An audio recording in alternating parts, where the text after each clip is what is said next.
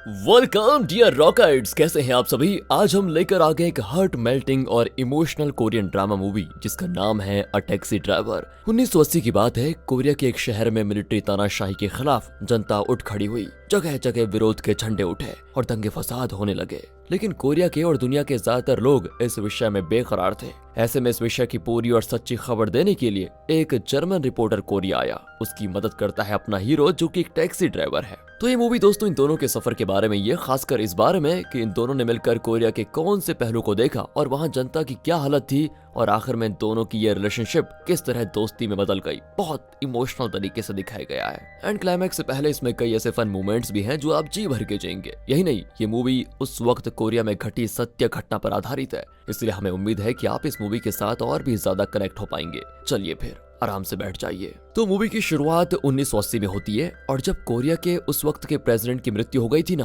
तब शुरू हुआ था मिलिट्री रूल। लेकिन जनता मिलिट्री की तानाशाही से बिल्कुल नाखुश थी और उन्होंने मिलिट्री राज के खिलाफ बगावत करना शुरू किया और बदले में मिलिट्री भी जनता पर हमला करने लग गई। इस वजह से लोगों के बीच बिल्कुल वहाँ शांति फैल गई। कट करके मूवी के हीरो किम को दिखाते हैं जो सियोल में एक टैक्सी ड्राइवर है। कुछ साल पहले किम की वाइफ चल बसी और तब से किम अकेला अपनी बेटी को पाल रहा है। वो आराम से गाना गाते हुए ड्राइव कर रहा होता है। तभी एक जगह पर ट्रैफिक जाम होता है और पता चलता है कि सियोल के कॉलेज स्टूडेंट्स भी प्रोटेस्ट कर रहे हैं, जिस वजह से गाड़ियां जा नहीं पा रही। पर दोस्तों किम का कैरेक्टर कुछ ऐसा है कि उसे इन चीजों से कोई फर्क नहीं पड़ता। जब तक मुझे कोई प्रॉब्लम नहीं हो रही तो मैं बेकार में सरकार के खिलाफ आवाज क्यों उठाऊं। इसी सोच की वजह से वो स्टूडेंट्स को कोस कर ग्लास ऊपर कर लेता है कि इन्हें कॉलेज में पढ़ने भेजते हैं या प्रोटेस्ट करने। एंड वो मस्त अपना रिवर्स गियर लगाकर दूसरे रास्ते से जाने लग जाता है। तभी वहाँ पर एक कपल आ रहे होते हैं। वाइफ उनकी प्रेग्नेंट होती है और वो तुरंत हॉस्पिटल जाना चाहते हैं। किम फिर उनको हॉस्पिटल लेकर जाता है, लेकिन जब पैसे देने की बारी आती है तो वो आदमी कहता है, सॉरी मैं पर्स तो घर पर भूल आया, आप एक काम कीजिए कल यहाँ पर आ जाइए तो मैं आपको दोगुने पैसे दे दूंगा। किम को गुस्सा आ जाता है कि है मैं ऐसे कैसे मान लूं कि तुम कल यहाँ मुझे पैसे दोगे, वो भी डबल। लेकिन दोस्तों वो आदमी उसे अपना विजिटिंग कार्ड देकर कहता है कि प्लीज मैं पैसे जरूर दूंगा, लेकिन फिलहाल मेरी वाइफ को तुरंत डॉक्टर के पास लेकर जाना है। किम भी कार्ड ले लेता है और घर आ जाता है। रोज उसकी बेटी उसका इंतजार करती है, लेकिन आज वो सो चुकी थी। वो हैरान होकर उसको जगाता है कि बेटा तुम्हारी तबीयत तो ठीक है ना। एंड तब उसके माथे पे एक चोट देखता है। किम कहता है कि जरूर हाउस ओनर के लड़के ने मारा होगा, मैं अभी उसकी खबर लेकर आता हूँ। बेटी भी कहती नहीं पापा मत जाओ, लेकिन वो नहीं मानता और सीधे हाउस ओनर के घर का दरवाजा पीटता है। एक औरत आती है तो किम कहता है अपने बेटे को बुलाओ, उसने मेरी बेटी को मारा है। लेकिन फिर पता चलता है कि उस लड़के के माथे पर भी चोट लगी हुई है और किम की बेटी से कई ज्यादा चोट उसको लगी होती है। देन किम रियलाइज करता है कि इस बेचारे ने उसकी बेटी को नहीं मारा था, बल्कि उसकी बेटी ने इस लड़के को मारा था। पर किम के समझ में नहीं आता कि अब वो क्या कहे, क्योंकि वो तो फंस चुका है। तो अब उस लड़की की माँ जो इस घर की ओनर भी है, वो किम को उल्टा सीधा सुनाती है कि 6 महीने हो गए तुमने घर का भाड़ा तक नहीं दिया। माना कि तुम मेरे पति के दोस्त हो इसलिए मुफ्त में यहाँ रहना चाहते हो क्या। और आज तो हद हो गई। देखो तुम्हारी बेटी ने मेरे बेटे को कैसे मार दिया है। एक काम करो जल्दी से जल्दी 6 महीने का भाड़ा दो और निकलो यहाँ से। किम भी मुंह लटका कर घर आ जाता है। वहाँ उसकी बेटी उसे खाना परोसती है। खाना खाकर वो कहता है कि वाह बेटी तुमने तो खाना बहुत टेस्टी पकाया है। आखिर बेटी किसकी है। तब बेटी कहती कि पापा ये मैंने नहीं, हाउस ओनर आंटी ने बना कर दिया है। ओह तो ये तुमने नहीं बनाया। तभी मैं सोचूं कि इतना ज्यादा नमक क्यों पड़ा है इस खाने में, कहकर वो खाना थूक देता है। अरे अगर मेरी बेटी खाना बनाती तो उसका अलग ही लेवल होता। इस तरह वो बात बात पर अपनी बेटी की तारीफ ही करता है। अपनी बेटी को वो एक भी कठोर शब्द नहीं कहता। ये है अपने हीरो के कैरेक्टर दोस्तों। कट करके यहाँ जर्मनी को दिखाते हैं, जहाँ पीटर नाम का प्रेस रिपोर्टर अपने दोस्त से बात कर रहा होता है। उसे कोरिया के ग्वेंगजू नाम के शहर में मिलिट्री रूल के खिलाफ हो रहे प्रोटेस्ट के बारे में पता चलता है और ये भी पता चलता है कि वहाँ के न्यूज़पेपर्स इस खबर को पूरी सच्चाई के साथ कवर नहीं कर रहे। वो अपनी जनता को नहीं बता रहे कि जगह जगह कैसे प्रोटेस्ट हो रहे हैं और किस तरह उन्हें इस तानाशाही सरकार से लड़ना चाहिए, नहीं बता रहे हैं वो। तो पीटर कोरिया जाकर उन प्रोटेस्ट्स को कवर करना चाहता है और जनता को सत्य बताना चाहता है। यही नहीं, वो इस कवरेज के जरिए थोड़ा फेमस भी होना चाहता है। लेकिन उसके दोस्त बताते हैं कि भाई उस शहर में जाना मना है और किसी फॉरेनर रिपोर्टर का जाना तो बिल्कुल भी अलाउड नहीं है वहाँ पर। पीटर कहता है उसकी टेंशन मत लो, मैंने एक प्राइवेट टैक्सी सर्विस को बुक कर लिया है। वो ड्राइवर मुझे सियोल एयरपोर्ट से पिकअप करके ग्वेंगजू लेकर जाएगा। अगले सीन में हम देखते हैं कि फ्लाइट से सियोल पहुंच जाता है। वो एयरपोर्ट में इमिग्रेशन ऑफिसर पूछता है कि आप यहाँ पर क्यों आए हैं। वो कुछ फर्जी पेपर्स दिखाकर कहता है कि मैं एक पैस्टर हूँ और यहाँ के एक चर्च फादर से मिलने आया हूँ। वो भी परमिट दे देता है। तो दूसरी ओर किम को दिखाते हैं जो अपनी खटारा टैक्सी का सर्विस करा रहा होता है। फिर वो एक रेस्टोरेंट में अपने दोस्त के साथ बैठकर वहाँ खाने लगता है।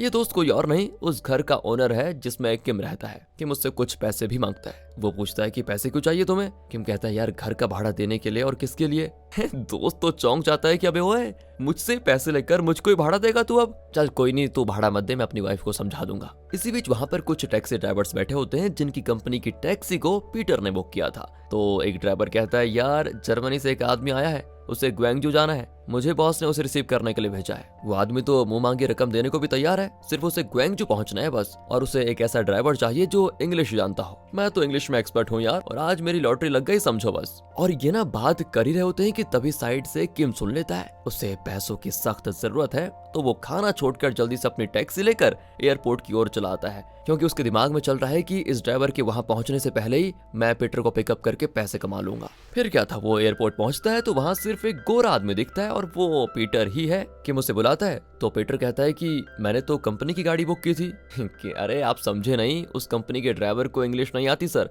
इसलिए मुझे भेजा है। मैं देखो कमाल की इंग्लिश बोलता हूँ। इस तरह उसे कन्विंस करके वो पीटर को गाड़ी में बिठा लेता है और ग्वांगजू की ओर आने लग जाता है। रास्ते भर वो अपनी टूटी फूटी इंग्लिश में पीटर का पूरा सर खा रहा होता है। पीटर भी कहता है कि देखो पहले तो तुमने झूठ बोला कि तुम्हें इंग्लिश आती है, और अब मेरा सर मत खाओ, मैं बता रहा हूँ। मुंह बंद करके चुपचाप गाड़ी तेज चलाओ। किम भी अपनी स्पीड बढ़ा देता है, लेकिन ग्वांगजू के बॉर्डर में ना सोल्जर्स रोड ब्लॉक करके रखते हैं। वो कहते हैं कि क्या तुम नहीं जानते कि ग्वांगजू शहर को सील कर दिया गया है, कोई अंदर नहीं जा सकता। किम को मजबूरन गाड़ी घुमानी पड़ती है। पीटर तो अब गुस्सा करता है कि तुम कुछ भी करो लेकिन मुझे ग्वांगजू के अंदर पहुंचा दो, वरना एक पैसा नहीं दूंगा। किम कहता है कि sir I experience big city, I all Korea route, I know sir, Dubai sheikh my customer. इस तरह न जाने वो पीटर को इम्प्रेस करने के लिए क्या क्या कह रहा होता है दोस्तों।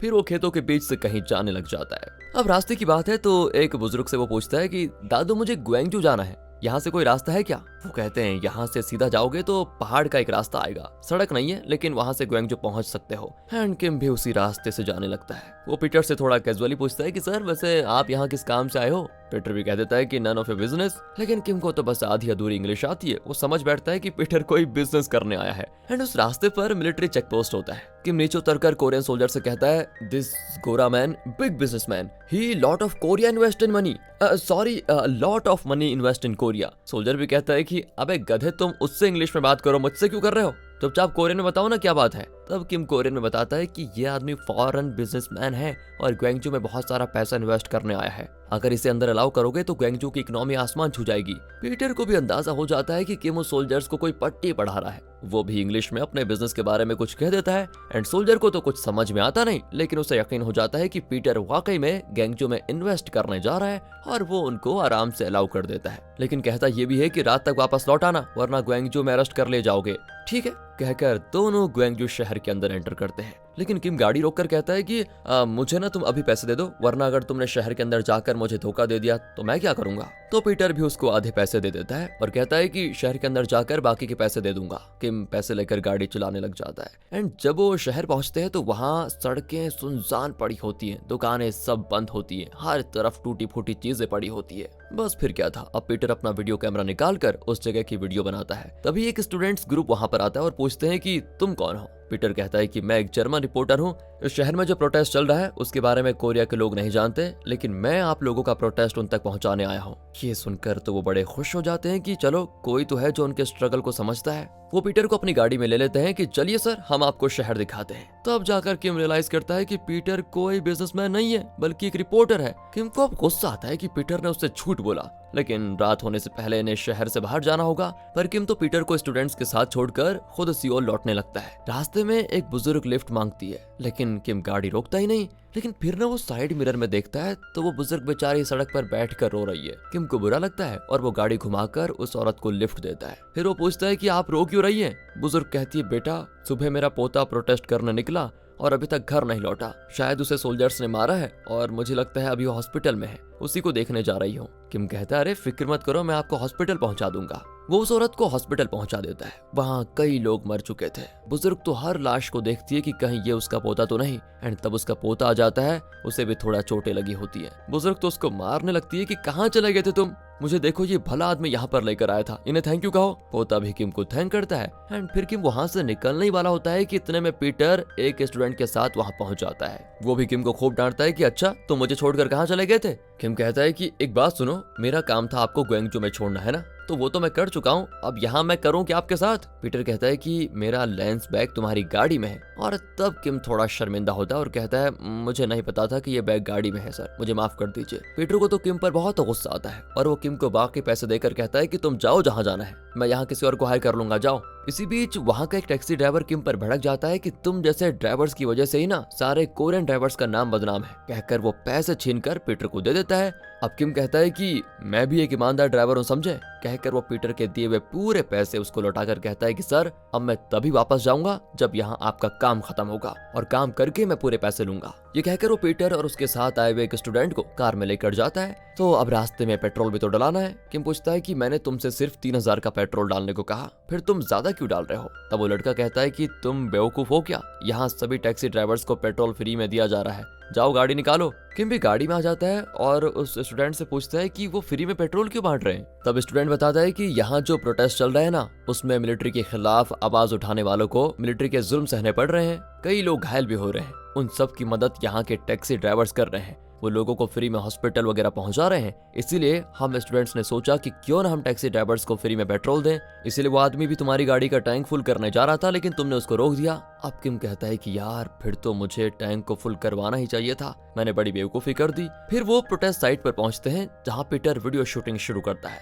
अब ये देखकर प्रोटेस्टर्स बहुत खुश होते हैं। वो कहते हैं कि सर आप यहाँ के लोगों के स्ट्रगल की वीडियो बनाइए और बाहर की दुनिया को बताइए कि यहाँ पर चल क्या रहा है, दिखाइए उनको लोगों के साथ हो क्या रहा है यहाँ पर और किस तरह लोग मिलिट्री के खिलाफ उठ खड़े हुए हैं। पीटर कहता है कि मैं जर्मनी से आया हूँ और प्रॉमिस करता हूँ कि ये वीडियो पूरी दुनिया में टेलीकास्ट होंगे। एंड यहाँ लोग पीटर की बहुत इज्जत करते हैं क्योंकि एक फॉरेनर को उनके लक्ष्य में मदद करने की सोची बताओ, लेकिन उनके अपने देश की सरकार तानाशाह बन गई है। और अब क्योंकि किम पीटर के लिए गाड़ी चला रहा था तो वो किम को भी बहुत प्यार देते हैं और उसे खाना भी देते हैं और कहते हैं कि आप सच में बहुत बड़ा काम कर रहे हैं। किम का तो जी भर आता है कि अनजाने में ही सही वो इस प्रोटेस्ट में एक भूमिका निभा रहा है और ये लोग जो उसको जानते तक नहीं उसे इतना प्यार दे रहे हैं। फिर वो एक ऊंची बिल्डिंग पर जाते हैं जहां उनको प्रोटेस्ट का बहुत बढ़िया व्यू दिखेगा। वहां एक कोरियन रिपोर्टर होता है जो इंग्लिश में पीटर को वार्न करता है कि अगर मिलिट्री को पता चल गया कि आप वीडियो शूट कर रहे हैं तो वो आपको मार डालेंगे, इसलिए सावधान रहिए और अपने साथ जो भी आपके लोग हैं उन्हें भी सावधान रखिएगा, उनकी जान को भी खतरा हो सकता है। लेकिन उनकी कोई भी बात किम को समझ में नहीं आती और वो आराम से बैठकर खाना खाने लगता है। नीचे प्रोटेस्ट जोर पकड़ लेता है और सोल्जर्स प्रोटेस्टर्स को मारना शुरू करते हैं, टीयर गैस फेंककर उन्हें भगाने की कोशिश करते हैं। इन सब की वीडियो बना लेता है पीटर, लेकिन तब सोल्जर्स उसे वीडियो शूट करते हुए देख लेते हैं और उसके पीछे पड़ जाते हैं। पर इससे पहले कि पीटर को पकड़कर उसका कैमरा तोड़े, किम उसको लेकर वहां से तेजी से निकल जाता है। अब रात हो जाती है और तभी किम की खटारा टैक्सी रुक जाती है। यहाँ और कोई सेफ जगह भी नहीं होती रहने की। तभी एक बहुत बड़ी गाड़ी आती दिखाई देती है। किम घबरा जाता है कि शायद मिलिट्री गाड़ी है, लेकिन वो टैक्सी ड्राइवर आया होता है जिसने हॉस्पिटल के आगे किम के साथ लड़ाई की थी, याद है ना आपको। वो कहते हैं कि यहाँ खड़े रहोगे तो खतरा है, चलो मेरे साथ। ये कहकर वो इनकी गाड़ी को टो करके अपने घर लेकर जाता है। वहाँ वो गाड़ी को ठीक करने लगता है। तब पीटर किम को कुछ पैसे देता है कि आज तुमने मेरी बहुत मदद की, मेरा काम भी पूरा हो गया और मेरी जान भी बच गई। लेकिन किम तो सबके सामने ये दिखाना चाहता है कि वो ये सब कुछ पैसे के लिए नहीं कर रहा। वो पीटर की शर्ट पकड़ लेता है कि मैंने तुमसे कब पैसे मांगे हैं, मुझे पैसे देकर जलील करना चाहते हो क्या। एंड किम तो इसलिए भी गुस्सा हो जाता है क्योंकि वो अपनी बेटी से कभी दूर नहीं रहा, लेकिन आज रात वो अपनी बेटी से दूर यहाँ पर फंसा हुआ है। वहाँ बच्ची अकेली है घर में बेचारी। फिर बाकी के लोग किम की बातें इंग्लिश में ट्रांसलेट करके पीटर को बताते हैं। वो किम का दर्द फिर समझ जाता है। फिर सभी मिलकर खाना खाते हैं। किम पीटर से माफी भी मांगता है कि सॉरी मैं कुछ ज्यादा ही बोल गया। थोड़ी देर के बाद नाच गाना करते हैं और ये रिलैक्स हो जाते हैं। इसी बीच बाहर के एक न्यूज़पेपर ऑफिस को दिखाते हैं जहां कल का न्यूज़पेपर प्रिंट हो रहा है। उसमें आज हुए प्रोटेस्ट के बारे में और किस तरह सोल्जर्स ने प्रोटेस्टर्स को मारा, ये सब कुछ फोटो सहित छप रहा होता है। लेकिन ये बात मिलिट्री को पता चल जाती है और वो उस रिपोर्टर को पकड़कर उसे प्रेस ऑफिस के आगे आग लगा देते हैं। आवाज को सुनकर ये लोग बाहर जाते हैं तो पीटर इस घटना को भी कवर करना चाहता है कि देखो प्रेस की आजादी भी इस देश में नहीं है, इस कदर है मिलिट्री की सख्ती यहाँ पर। पीटर उस जगह जाकर वीडियो लेने लगता है और किम और 2 स्टूडेंट्स भी उसके साथ होते हैं। लेकिन तभी सोल्जर्स किम को वीडियो लेते हुए देख लेते हैं एंड वो समझ जाते हैं कि पीटर एक फॉरेनर है और अगर वो ये वीडियोस अपने देश जाकर रिलीज करेगा तो पूरी दुनिया कोरिया की मिलिट्री तानाशाही पर सवाल उठाएगी। इसलिए वो पीटर को पकड़ने के लिए भागते हैं। एक स्टूडेंट पीटर और किम को वहां से जल्दी भेज देता है और कहता है हमें कुछ भी हो जाए लेकिन आपकी वीडियोस को कुछ नहीं होना होना चाहिए और आपको भी, इसलिए आप जल्दी निकलिए यहाँ से। किम और पीटर बिल्डिंग के ऊपर भाग जाते हैं। सोल्जर्स उस स्टूडेंट को पकड़ लेते हैं और उसे टॉर्चर करते हैं कि बताओ वो गोरा कहाँ है, वरना तुम्हें मार डालेंगे। लेकिन दोस्तों वो पक्का होता है, वो कुछ नहीं कहता। तभी किम और पीटर ऊपर से ये सब कुछ देख रहे होते हैं। सोल्जर्स कहते हैं कि चुपचाप वीडियो कैमरा हमें दे दो, वरना इस लड़के को गोलियों से भून डालेंगे। और ये सुनकर पीटर थोड़ा कैमरा देने का फैसला कर लेता है। लेकिन वो स्टूडेंट सोल्जर से कहता है कि सर आप कोरियन में जो कह रहे हैं वो उस गोरे को समझ नहीं आएगा, मैं उसे इंग्लिश में बताता हूँ। कहकर वो सोल्जर की बात ट्रांसलेट करने के बजाय पीटर से ये कहता है कि सर आप इन्हें कैमरा दे देंगे तब भी ये लोग आपको जिंदा नहीं छोड़ेंगे, इसलिए आप जल्दी यहाँ से निकलिए, बस मेरी जान की परवाह मत कीजिए। ये सुनकर पीटर और किम वहाँ से भागते हैं। अचानक गोली की आवाज को सुनकर वो नीचे देखते हैं कि कहीं उस सोल्जर ने स्टूडेंट को मार तो नहीं डाला।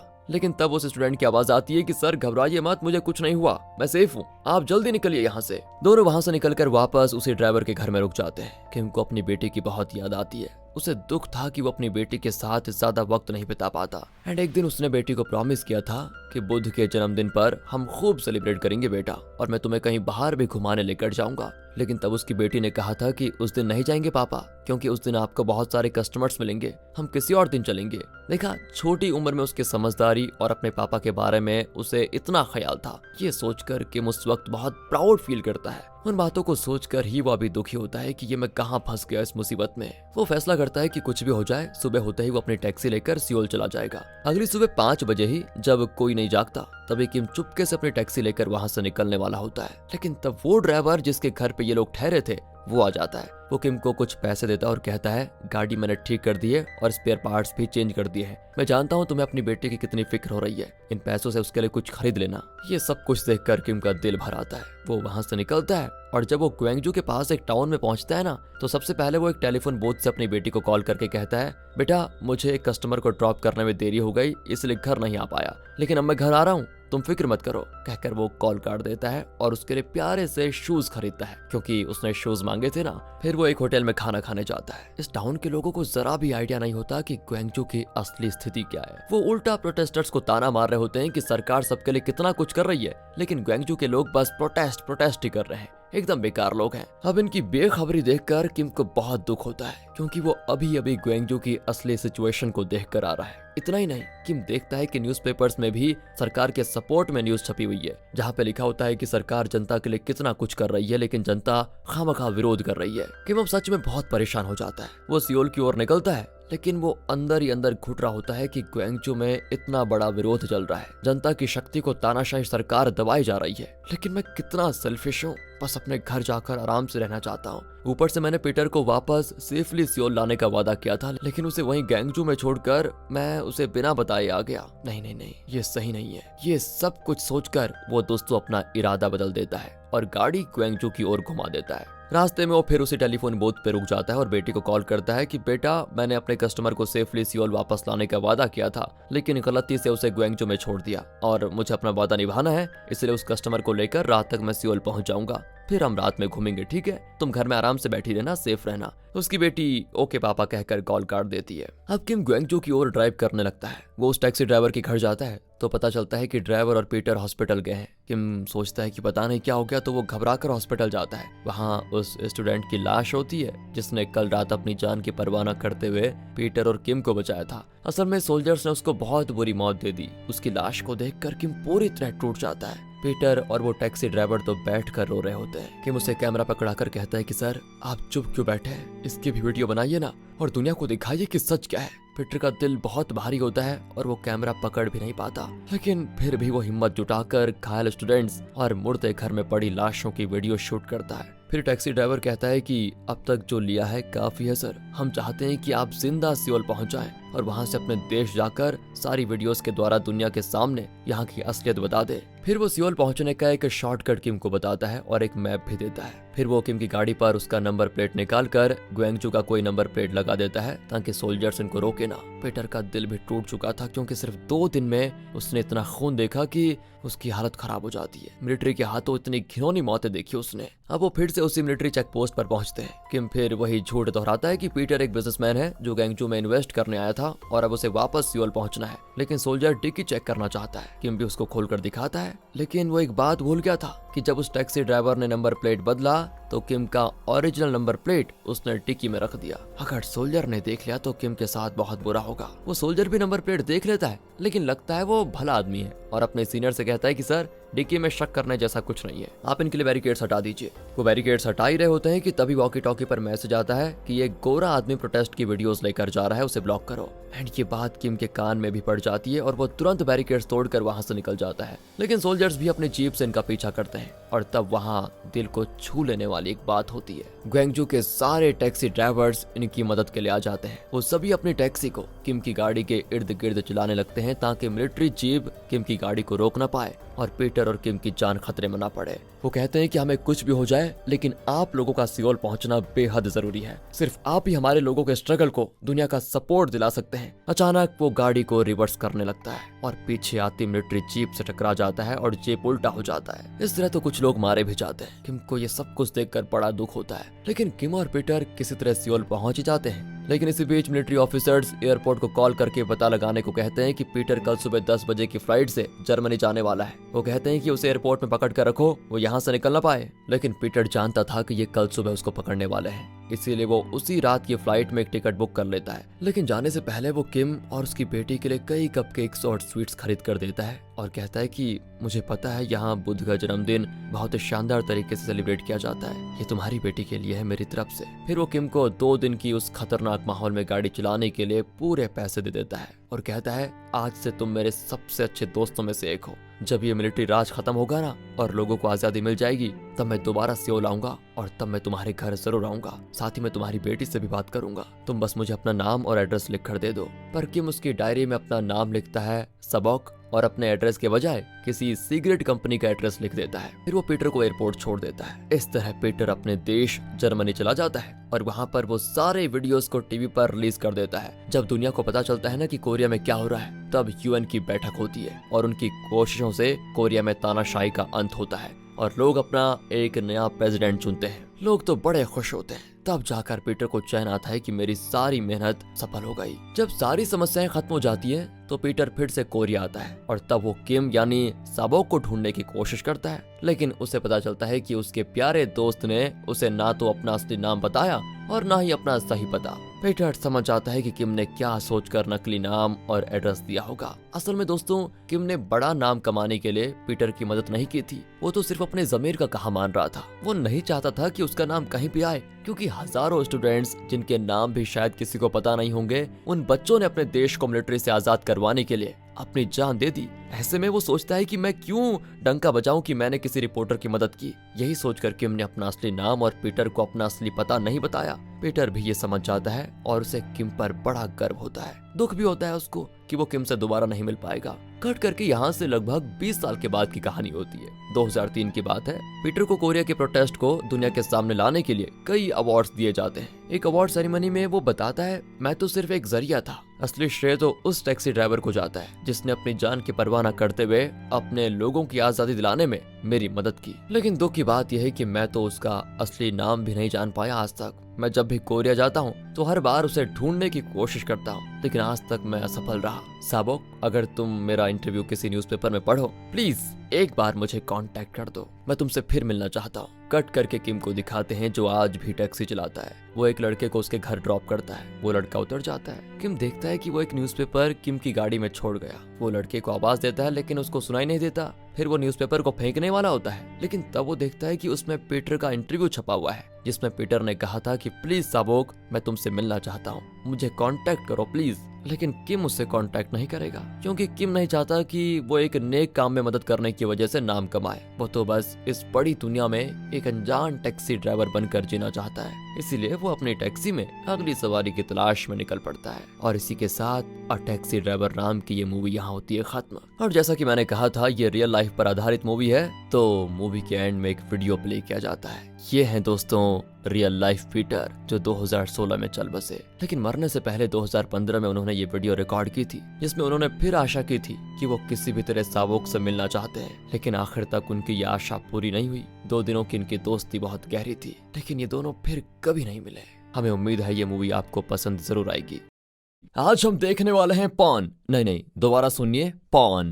दोस्तों, आज की मूवी काफी इमोशनल होने वाली है, जिसे सुनकर शायद आपके आंखों में आंसू आ जाए। तो मूवी की शुरुआत में जेनी नाम की एक लड़की को दिखाते हैं, जो चाइना और कोरिया के बीच होने वाली मीटिंग्स में ट्रांसलेटर का काम करती है। और जैसे ही जेनी का काम खत्म होता है, उसे एक कॉल आता है, जहां दूसरी ओर से टॉम नाम का एक आदमी उससे कहता है, हमें वो इंसान मिल गया है जिसकी हमें 10 सालों से तलाश थी। ये सुनकर जेनी एकदम से खुश और हैरान भी होती है और जल्दी से वहां से निकल जाती है। अब मूवी मुड़ती है 10 साल पहले के समय पर, जहां हम 2 आदमियों को देखते हैं, जिनमें डेविड और उसका असिस्टेंट टॉम शामिल होते हैं। वो दोनों लोन कंपनी में काम करते हैं, जहां का रिकवरी एजेंट डेविड है, और जिससे भी डेविड को पैसे वसूल करने होते हैं, वो टॉम के साथ उसके पास जाता है ताकि उनसे पैसे रिकवर कर पाए। और अभी भी वो दोनों मिंजा नाम की एक महिला से उसके पैसे लेने आए होते हैं, जिसके ऊपर करीब $700 का कर्ज है। उसने पिछले 2 महीनों से EMI तक नहीं भरी है, इसलिए ये दोनों मिंजा को ढूंढ रहे होते हैं। तभी सामने से उन्हें मिंजा आती हुई दिखाई देती है, जिसके साथ उसकी बेटी भी है, जो कोई और नहीं बल्कि जेनी होती है। अब डेविड और टॉम मिंजा के पास आकर उसे नोटिस दिखाते हुए कहते हैं कि देखो, तुम्हारा इंटरेस्ट काफी बढ़ता हुआ जा रहा है, इसलिए तुम्हें जल्द से जल्द इंटरेस्ट भरना पड़ेगा, नहीं तो मुश्किल हो जाएगी। इस पर मिंजा कहती है कि हाल ही में मेरे पति की मौत हुई है और अभी मेरे पास इतने पैसे नहीं है कि मैं इंटरेस्ट चुका पाऊं। मुझे बस 1 महीने की मोहलत दे दो, अगले महीने में पूरे 3 महीने का इंटरेस्ट चुका दूंगी। लेकिन डेविड सुनने को तैयार नहीं था। वो उससे कहता है कि अगर तुम्हारे पास पैसे नहीं है तो अपनी कोई कीमती चीज हमारे पास गिरवी रख लो। पर मिंजा के पास तो गिरवी रखने के लिए भी कोई चीज नहीं थी। ये देखकर डेविड गुस्से में जेनी को उठाकर अपने साथ लेके जाने लग जाता है और मिंजा से कहता है कि कल $700 लेकर आना और जेनी को छुड़ा कर लेकर जाना। मिंजा जेनी को बचाने की बहुत कोशिश करती है, लेकिन डेविड टॉम के साथ जेनी को लेकर चला जाता है। अब रास्ते में डेविड जेनी से कहता है कि तुम्हें घबराने की जरूरत नहीं है, मैं तुम्हें जरा भी परेशान नहीं करूंगा, बल्कि जब तक तुम्हारी माँ पैसे लेकर वापस नहीं आती, मैं तुम्हारा अच्छे से ख्याल रखूंगा। इसके बाद वो उसे अपने घर ले जाकर एक अच्छा सा कमरा भी देता है। इधर मिंजा को दिखाते हैं बेचारी पैसे जुटाने का बंदोबस्त कर रही होती है, जहाँ वो उस गैरेज में जाती है जिसमें उसका पति काम किया करता था। वो गैरेज के मालिक से कहती है कि मालिक, मेरे पति का जो भी पैसा आपके पास है वो मुझे चाहिए प्लीज, क्योंकि अभी मुझे पैसों की बहुत जरूरत है, नहीं तो मेरी बेटी के साथ पता नहीं वो लोग क्या करेंगे। गैराज का मालिक कहता है, मैंने सारे पैसे तुम्हारे पति को दे दिए थे और पैसों को लेकर वो किसी दूसरी लड़की के साथ भाग गया, अब मैं कुछ नहीं कर सकता। ये सुनकर मिंजा को काफी बुरा लगता है, क्योंकि उसका पति मरा नहीं था, बल्कि उसे और जेनी को अकेला छोड़कर वो किसी दूसरी लड़की के साथ भाग गया था, जिस बारे में वैसे मिंजा को भी पता था। मिंजा अपनी मजबूरी बताकर मालिक से कुछ पैसे उधार ले लेती है ताकि वो अपनी बेटी को बचा पाए। लेकिन मालिक कहता है, मुझे परेशान मत करो, मैं जानता हूँ तुम चाइना से भागकर यहाँ पर आए हो और गलत तरीके से यहाँ पर रह रही हो, अगर दोबारा परेशान किया तो पुलिस को बता दूंगा। इतना कहकर मिंजा वहां से चली जाती है। अब मिंजा अपने अंकल को फोन कर उनसे पैसों की मदद मांगती है, जिस पर उसके अंकल पैसे देने को तो तैयार हो जाते हैं, पर तभी वहां पुलिस आकर मिंजा को पकड़ लेती है, क्योंकि गैराज के मालिक ने पुलिस से इसकी शिकायत कर दी थी कि मिंजा गलत तरीके से यहाँ पर रह रही है। अगले सीन में डेविड जेनी को मिंजा के पास लेकर जा रहा होता है, क्योंकि वो पैसे लेकर अभी तक नहीं आई है। इसलिए डेविड खुद उससे पूछना चाहता है कि तुम्हें अपनी बेटी वापस चाहिए भी या फिर नहीं। लेकिन तभी मौका देखकर जेनी गाड़ी से निकलकर भाग जाती है। डेविड और टॉम उसको ढूंढने की बहुत कोशिश करते हैं, लेकिन वो कहीं नहीं मिलती। इधर जेनी अपने घर आती है, जहां उसे उसकी माँ कहीं दिखाई नहीं देती। ये देखकर बेचारी उदास हो जाती है कि मेरी माँ कहाँ चली गई। अगले दिन डेविड को पता चलता है कि मिंजा इमिग्रेशन डिपार्टमेंट में है, इसलिए वो तुरंत उससे मिलने जाता है, लेकिन वहां उसे सिर्फ मिंजा दिखाई देती है, जेनी तो वहां भी नहीं होती। अब ये देखकर डेविड घबरा जाता है कि आखिर जेनी चली कहाँ गई। मिंजा जब जेनी के बारे में पूछती है तो वो झूठ कह देता है कि जेनी घर पर है। ये सुनकर मिंजा अपने अंकल का फोन नंबर डेविड को देते हुए कहती है, ये तुम्हें पैसे दे देंगे और पैसे मिलने के बाद मेरी बेटी को इनके हवाले कर देना, वो उसे संभाल लेंगे, क्योंकि मुझे नहीं लगता कि शायद मैं अपनी बेटी को अब दोबारा मिल पाऊंगी। साथ ही वो डेविड को जेनी की कुछ चीजें भी दे देती है ताकि वो जेनी को दे पाए। अगले सीन में जेनी अकेले ही अपनी माँ को ढूंढने निकल जाती है, लेकिन वो उसे कहीं नहीं मिलती। तब डेविड जेनी को ढूंढते हुए उसके पास पहुंच जाता है और जैसे ही जेनी उसको देखती है, सबसे पहला सवाल वो अपनी माँ के बारे में करती है कि आखिर मेरी माँ कहाँ पर है। डेविड इससे भी झूठ कहता है कि तुम्हारी माँ वापस चाइना चली गई और अब तुमसे कभी मिलने नहीं आएगी। आगे से तुम्हारा ख्याल तुम्हारी माँ के अंकल रखेंगे, जो कुछ दिनों में तुम्हें लेने आने वाले हैं। ये सुनकर बेचारी जेनी एकदम उदास हो जाती है। उसे ऐसा रोता हुआ देखकर डेविड की भी आंखों में आंसू आ जाते हैं, इसीलिए वो उसे अपने घर लेकर आता है और उसके साथ थोड़ा समय बिताता है। इतना ही नहीं, वो जेनी के मन बहलाने के लिए उसको मॉल वगैरह भी घुमा कर लेकर आता है, उसे अच्छे कपड़े दिलवाता है, जिस चीज से जेनी को भी काफी अच्छा महसूस होता है, क्योंकि वो एक पिता की तरह उसका ख्याल रख रहा था। साथ ही जेनी भी डेविड को पिता की तरह देखना शुरू कर देती है और इस चीज से डेविड को भी बहुत अच्छा महसूस होता है। अगले दिन वो अंकल जेनी को लेने आए होते हैं, लेकिन जेनी का अब डेविड के साथ मन लग गया था। वो उसे छोड़कर जाना नहीं चाहती थी, इसलिए डेविड उसको एक CD प्लेयर दिलाता है जिसमें वो अपने फेवरेट गाने सुनेगी, क्योंकि उसे गाने सुनने होने का बहुत शौक है। ये देखकर जेनी डेविड को गले लगा लेती है, जिससे डेविड को ऐसा लगता है मानो उसकी बेटी ने उसको गले लगाया हो। तभी वहाँ पर वो अंकल भी आ जाते हैं, पर जेनी उन्हें पहचानने से इनकार कर देती है, जिस पर तो डेविड भी हैरान रह जाता है। पर अंकल ये कहते हैं कि काफी दिनों के बाद मिलने की वजह से शायद जेनी मुझे पहचान नहीं रही। जिसके बाद वो डेविड को मिंजा के सारे पैसे देकर जेनी को साथ लेकर जाते हैं, जिसे जाते हुए देखकर डेविड सच में काफी उदास हो जाता है। अब जेनी के जाने के बाद डेविड का किसी भी चीज में मन नहीं लगता। 2 दिन में ही वो जेनी के साथ इतना घुल मिल गया था कि मानो दोनों में पिता और बेटी का रिश्ता हो। अब ये देखकर टॉम भी समझ जाता है कि डेविड जेनी को याद कर रहा है, इसलिए वो उसे जेनी को फोन लगाने को कहता है। और जब डेविड उसे फोन लगाता है तो कोई जवाब नहीं मिलता। ऐसे ही काफी दिन गुजर चुके होते हैं, लेकिन जेनी की तरफ से कोई जवाब न मिलने पर उसकी टेंशनें बढ़ जाती हैं कि आखिर जेनी किस हाल में होगी, कहीं कुछ गड़बड़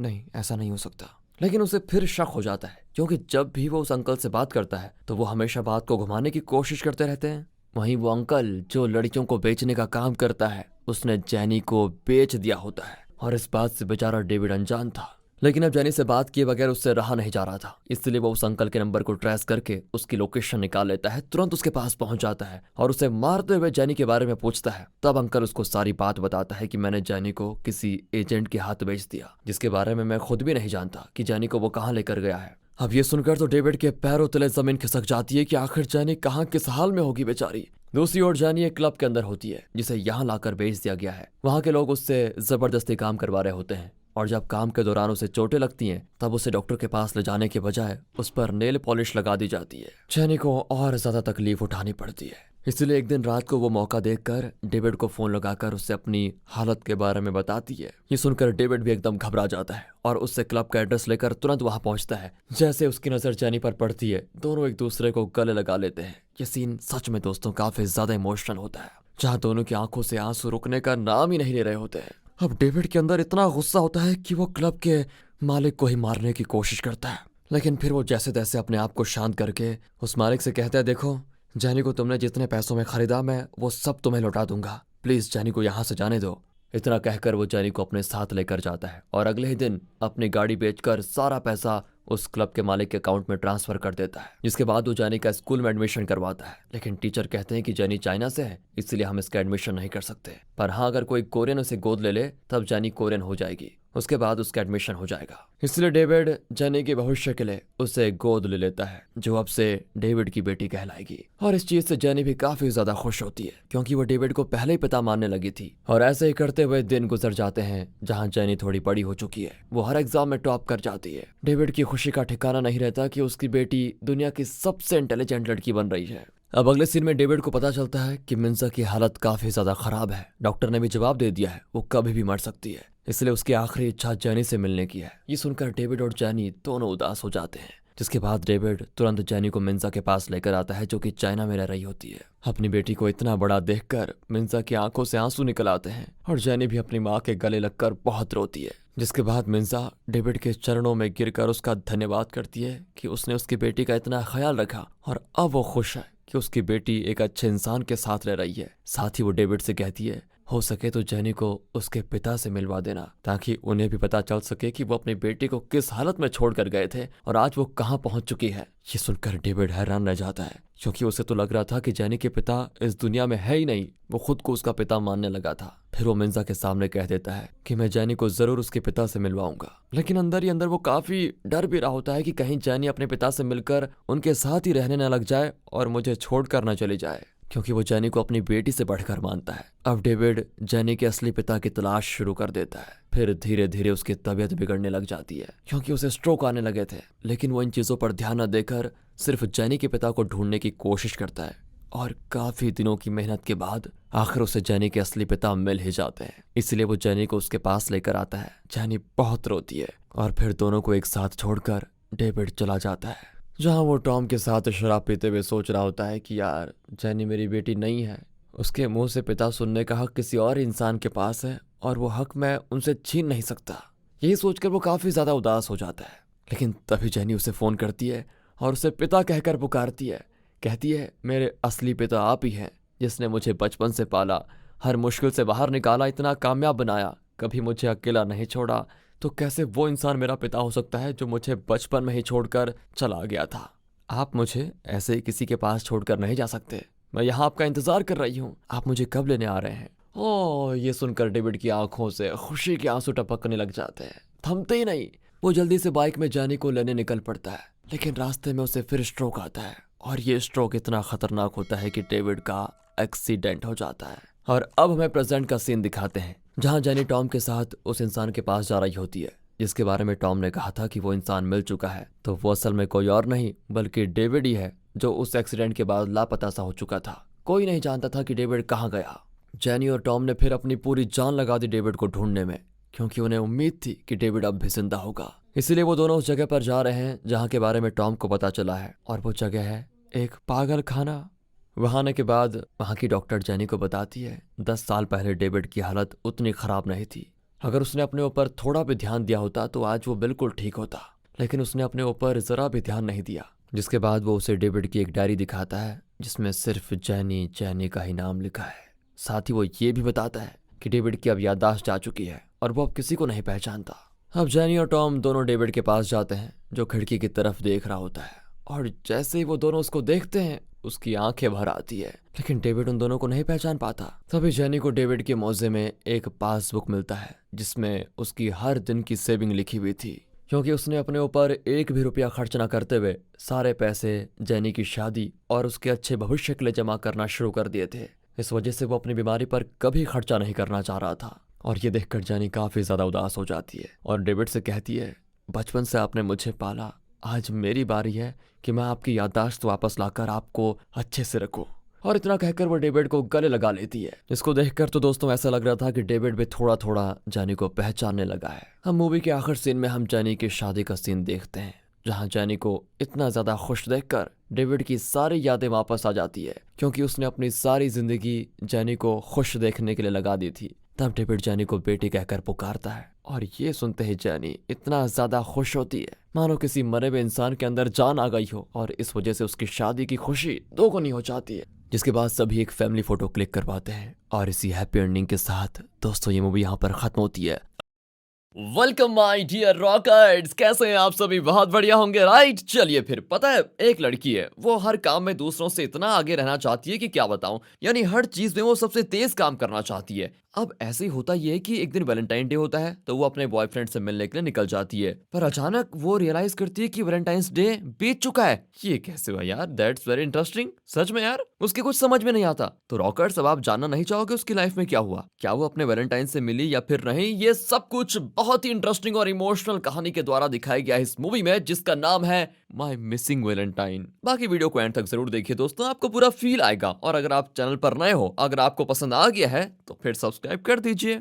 मूवी की शुरुआत में सना नाम की लड़की को दिखाते हैं जो बहुत टेंशन में होती है, मतलब उसे कुछ समझ में नहीं आ रहा होता है। वो पुलिस स्टेशन के अंदर जाती है, पुलिस ऑफिसर को बताती है कि सर, आप मेरी बात को यकीन नहीं करेंगे लेकिन मैं सच कह रही हूँ, मुझे एक मिसिंग कंप्लेंट देना है। पुलिस वाला भी पूछता है किसकी? सना कहती, सर मेरा एक दिन मिसिंग हो गया है। अब पुलिस वाले को लगता है ये पागल हो गई, ये कुछ भी कर रही है, पर वो कहती है कि सर मेरा मुंह और हाथ देखिए, सनलाइट में जाने से काले हो गए हैं, लेकिन मैं तो कहीं बाहर ही नहीं गई। कल ठीक 11 बजे मैं अपने बॉयफ्रेंड से मिलने निकली थी, फिर पता नहीं क्या हुआ, मेरा वैलेंटाइंस डे अचानक गायब हो गया। पुलिस वाले के चेहरे पे तो क्वेश्चन मार्क होता है, और यहीं पर मूवी का टाइटल माय मिसिंग वैलेंटाइन डालकर होती है मूवी शुरू। सीन शिफ्ट होता है सना के बचपन में। वो हर काम को इतना जल्दी करना चाहती है कि क्या कहूँ आपको। जैसे कि देख लो, उसके ग्रुप के बच्चे डांस स्टेप करते हैं तो सना उनसे पहले ही दूसरा वाला स्टेप कर लेती है। वो एक लाइन में गाते हैं तो सना बिल्कुल अगली लाइन में पहुंची होती है। रनिंग में रेस के लिए गो कहते हैं तो सना पहले ही भाग जाती है। वैसे आपको बता दूं, ये सब वो जानबूझकर नहीं कर रही है, बल्कि उसका एक मेंटल कंडीशन है। एक बार उसकी फोटो ले रहे होते हैं तो फ्लैश के चलने से पहले ही वो आंखें मीच देती है। इसी तरह कुछ भी होने से पहले वो उसका रिएक्शन पहले ही दे देती है।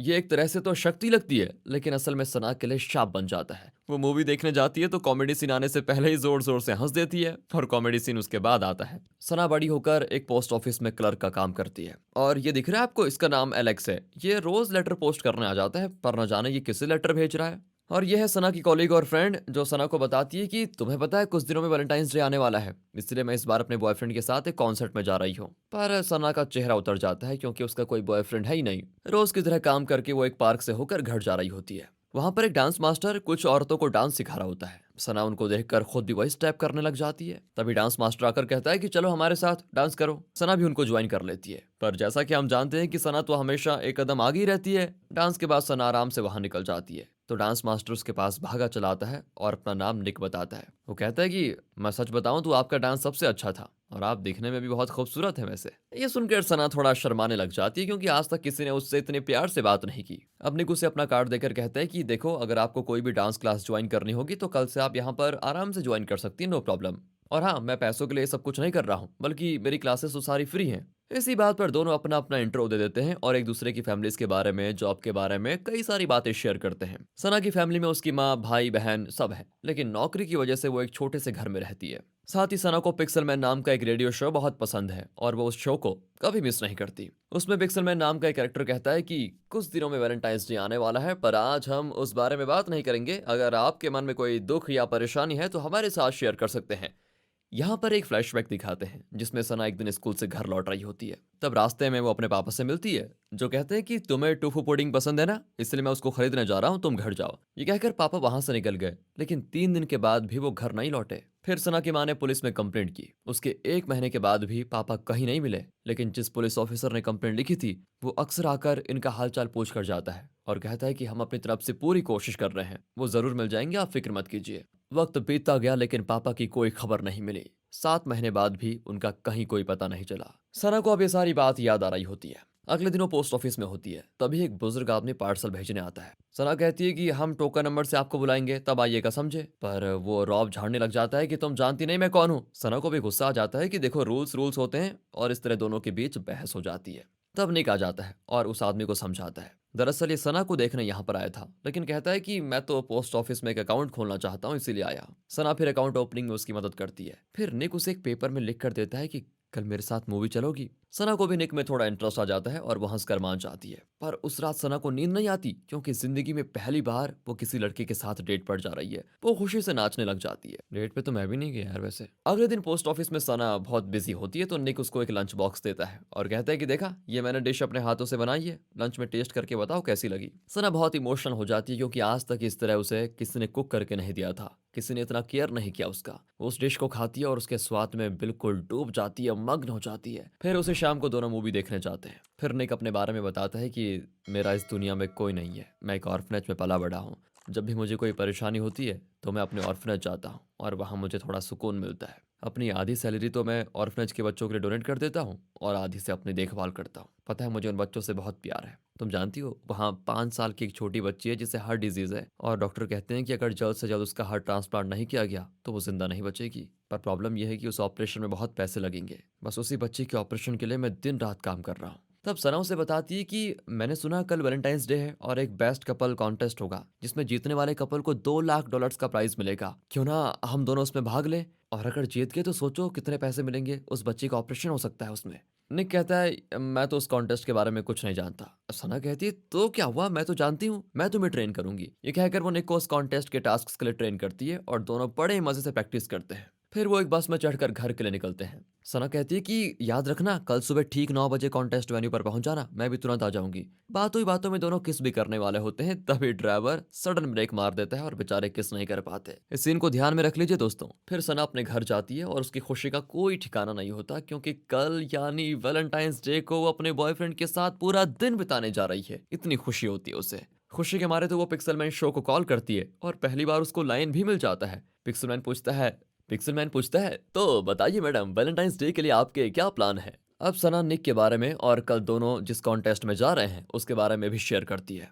सना की एक आदत है कि वो हर दिन अपने फेसबुक पेज पर उस दिन की हैप्पी मोमेंट्स पर एक कविता लिखकर पोस्ट करती रहती है। आज भी वो वैलेंटाइंस डे पर एक कविता पोस्ट करती है। अब एमी नाम का कोई उसकी पोस्ट पर पहला कमेंट देखता है। सना एमी को नहीं जानती, लेकिन सना के हर पोस्ट पर पहला कमेंट उसी का होता है। अगली सुबह सना जल्दी से तैयार होकर निक से मिलने के लिए निकल जाती है और एक बस में बैठती है। उसके पास वही बुजुर्ग आदमी बैठा होता है जिससे पोस्ट ऑफिस में उसकी बहस हुई थी। वो बहुत ही बुरा आदमी मालूम होता है जो सना को गलत टच करने वाला होता है। यहाँ सीन होता है कट और सना जो कि बस में बैठी थी वो अचानक खुद को अपने घर के बेड पर पाती है। अब वो चौंक जाती है क्योंकि वो तो अलार्म बजने से पहले उठ जाती थी, लेकिन आज इतनी देर कैसे हो गई, ये सोचकर वो बहुत ही कंफ्यूज्ड होती है। वो उठकर खुद को आईने में देखती है तो परेशान हो जाती है क्योंकि उसका फेस, हाथ, पैर सब कुछ जरा काला हो गया होता है, जैसे कि वो बहुत देर धूप में थी। ये कैसे हो गया यार। सना भी टेंशन में अपने शूज पहनकर घर से निकल जाती है और बस से कॉन्टेस्ट वेन्यू पर जाती है। हो लो, यहाँ भी झटका, वहाँ कोई नहीं होता। वो एक हाउसकीपर से पूछती है तो वो कहती है कि मजाक मत करो, वो कॉन्टेस्ट तो कल था। सना का सर चकराने लग जाता है, वो टेंशन में फिर कहती है कि अरे वैलेंटाइंस डे तो आज है, वो कॉन्टेस्ट भी तो वैलेंटाइंस डे के दिन था। हे भगवान, ये सुबह सुबह किससे पाला पड़ गया मेरा। ओ मैडम, कल था वैलेंटाइंस डे। और ये सुनकर सना को एकदम शॉक लगता है, उसकी समझ में नहीं आता कि ये हो क्या रहा है। वो फेसबुक चेक करती है तो पता चलता है कि कल वो कॉन्टेस्ट हो भी चुका है और विनिंग कपल की फोटो भी पोस्ट की होती है। सना का दिमाग काम करना बिल्कुल बंद कर देता है, लेकिन किसी भी तरह वो खुद को संभाल कर ऑफिस जाती है। वहां रोज की तरह एलेक्स आता है जो अपने लेटर को पोस्ट करता है, पर आज उसके मुंह पे बहुत चोट लगी होती है। वो स्टैम्प चिपकाकर सना को लेटर देकर चला जाता है, लेकिन जाने से पहले वो सना को थैंक्स भी कहता है। इसी बीच सना को निक का एक भी कॉल या मैसेज नहीं आया था। इस वजह से वो और परेशान हो जाती है कि कहीं उसके साथ कोई बुरी घटना तो नहीं हो गई। वो शाम को उसी पार्क में जाती है जहां निक डांस सिखाता था, लेकिन वहां पर निक का कुछ पता नहीं चलता। वो दुखी होकर घर के लिए निकल जाती है, पर रास्ते में एक पुलिस स्टेशन को देखकर उसके अंदर घुस जाती है। और यही सीन हमने मूवी की शुरुआत में देखा था। फिर सना पुलिस ऑफिसर को शुरू से लेकर अंत तक सब कुछ बताकर कंप्लेंट दर्ज करवाती है। पुलिस ऑफिसर भी कह देता है कि ठीक है, हम जल्द से जल्द निक को ढूंढने की कोशिश करेंगे। अब अगले दिन लंच ब्रेक में सना बाहर खाने के लिए आ जाती है तो एक फोटो स्टूडियो में उसकी फोटो लगी होती है। वो तुरंत अंदर जाकर ओनर से पूछती है तो वो कहता है कि कल एक लड़का यहाँ पर आया था जिसने मेरी शॉप में कुछ फोटोज डेवलप की। ये फोटो मुझे अच्छी लगी तो मैंने पूछा क्या मैं इस फोटो को फ्रेम करके अपनी शॉप में लगा दूं। वो भी मान गया। सना पूछती है एक बात बताइए, उस लड़के का नाम क्या था?" ओनर बताता है कि उस लड़के का नाम एलेक्स था और उसका मुंह भी सूजा हुआ था। लगता है किसी से मार खाकर आया था। अब सना समझ जाती है कि ये वही लड़का है जो रोज पोस्ट ऑफिस में लेटर पोस्ट करता है। सना ओनर से पूछती है कि इस फोटो का बैकग्राउंड देखकर आपको क्या लगता है, कहाँ लिया होगा ये?" वो कहता है ये या तो इलियन बीच लग रहा है या फिर चियाई बीच।" सना कहती है कि प्लीज प्लीज ये फोटो मुझे दे दीजिए, इसी के जरिए मुझे कुछ पता चल सकता है। ओनर भी उसको दे देता है। फिर पोस्ट ऑफिस में एक कस्टमर आता है जो अपना लॉकर खोलना चाहता है। सना उससे चाबी लेती है तो उस पर 38 लिखा होता है, यानी कि 38। तभी सना को झट से सोचता है कि उसकी माँ के घर पर एक चाबी है जिसका नंबर भी 38 है। यही नहीं, एलेक्स ने एक दिन सना को लेटर पोस्ट करने के लिए दिया था जिसमें 38 लिखा हुआ था। ये सारी बातें अब सना को याद आ जाती है। उसे लगता है कि मुझे ये नंबर 38 अक्सर क्यों दिख रहा है, कहीं मेरा और एलेक्स का कोई कनेक्शन तो नहीं। इस तरह वो अपनी सोच में उलझी होती है। वो फैसला करती है कि किसी तरह माँ के घर जाकर वो चाबी ले लूंगी, लेकिन इस हाल में अगर उसकी माँ उसको देखेगी तो डांटेगी। इसीलिए सपना चुपके से घर जाकर वो चाबी उठा लेती है। लेकिन माँ तो देख लेती है और पूछती है कि अरे ये क्या हाल बना रखा है तुमने, बॉयफ्रेंड के साथ दिन भर धूप में घूमती रहती हो क्या? वैसे तुम कविता अच्छी लिख लेती हो, मैंने फेसबुक में देखा है। अरे माँ, तुम फेसबुक में हो क्या? हाँ हूँ, तो इसमें पूछने वाली क्या बात है, क्यों फेसबुक नहीं चला सकती मैं? और तेरी जितनी भी कविताएं सबसे पहला कमेंट तो मेरा ही है उसमें, देखा नहीं क्या कभी कमेंट को? और तब सना को पता चलता है कि वो एमी जो सना की हर कविता को लाइक करती है वो कोई और नहीं बल्कि माँ है। फिर सना इंटरनेट पर उस फोटो वाली जगह को सर्च करने लग जाती है। अब एक दिन वो नोटिस करती है कि एलेक्स जो रोज लेटर पोस्ट करने आता था वो 3 दिन से नहीं आया। सना के पास जो चाबी है वो जरूर किसी पोस्ट ऑफिस के लॉकर की है, लेकिन वो लॉकर कहाँ है इसका सना को कोई आइडिया नहीं होता। फिर वो छुट्टी लेकर अलग अलग जगहों पर जाकर वहां के पोस्ट ऑफिस में उस चाबी से लॉकर को खोलने की कोशिश करती है। आखिर में वो एक पोस्ट ऑफिस जाती है जहां का लॉकर नंबर 38 इस चाबी से खुल जाता है। उसके अंदर ढेर सारे लेटर्स होते हैं। दरअसल एलेक्स इस कहानी का हीरो है, उसका लास्ट लेटर भी इसी लॉकर में होता है। सना उसे खोलकर पढ़ती है। एलेक्स ने लिखा होता है कि मैं वो दिन जिंदगी भर नहीं भूल सकता जब हम दोनों साथ थे। मैं लाइफ में इतना खुश कभी नहीं था। साथ ही दोस्तों, उसने उस बीच का रूट भी बनाकर रखा होता है जिसे सना ढूंढ रही है। सना फिर उस मैप की मदद से उस बीच पर पहुंच जाती है और वहां पर बाकी लेटर्स को खोलकर देखती है। साथ ही एक कवर में कई फोटोज होती हैं, उसमें एलेक्स और सना साथ होते हैं। अब सना कंफ्यूज होकर उन फोटोज को देखने लगती है। यहाँ सीन होता है कट। दोस्तों, अब तक हम सना की लाइफ को देख रहे थे, लेकिन अब एलेक्स की लाइफ को दिखाते हैं। दरअसल सना जितनी फास्ट थी, एलेक्स उतना ही स्लो था। ओह माय गॉड, यानी और मजा आने वाला है। सुनो आगे। एक और सना थी जो रनिंग रेस में गो कहने से पहले ही भाग जाती थी। दूसरी ओर एलेक्स था जो गन शॉट सुनकर भी तुरंत भागता नहीं था। मच्छर भी देर से मारता था और स्कूल भी हमेशा लेट पहुंचता था। एक दिन अर्थक्वेक होता है, लेकिन जब सब कुछ हिलकर रुक जाता है ना, तब जाकर ये निक हिलता है। इस वजह से कोई उससे ठीक से बात तक नहीं करता। हर काम बहुत धीरे धीरे करने की वजह से उसे हर जगह काम से निकाल दिया जाता था और उसे कई बार नौकरी बदलनी पड़ती थी। एलेक्स को फोटोज लेना बहुत ही अच्छा लगता था और उसके गले में हमेशा एक कैमरा लटका रहता था। कई बार जॉब चेंज करने के बाद एलेक्स के अंकल ने उसको एक बस ड्राइवर की नौकरी दिलवाई।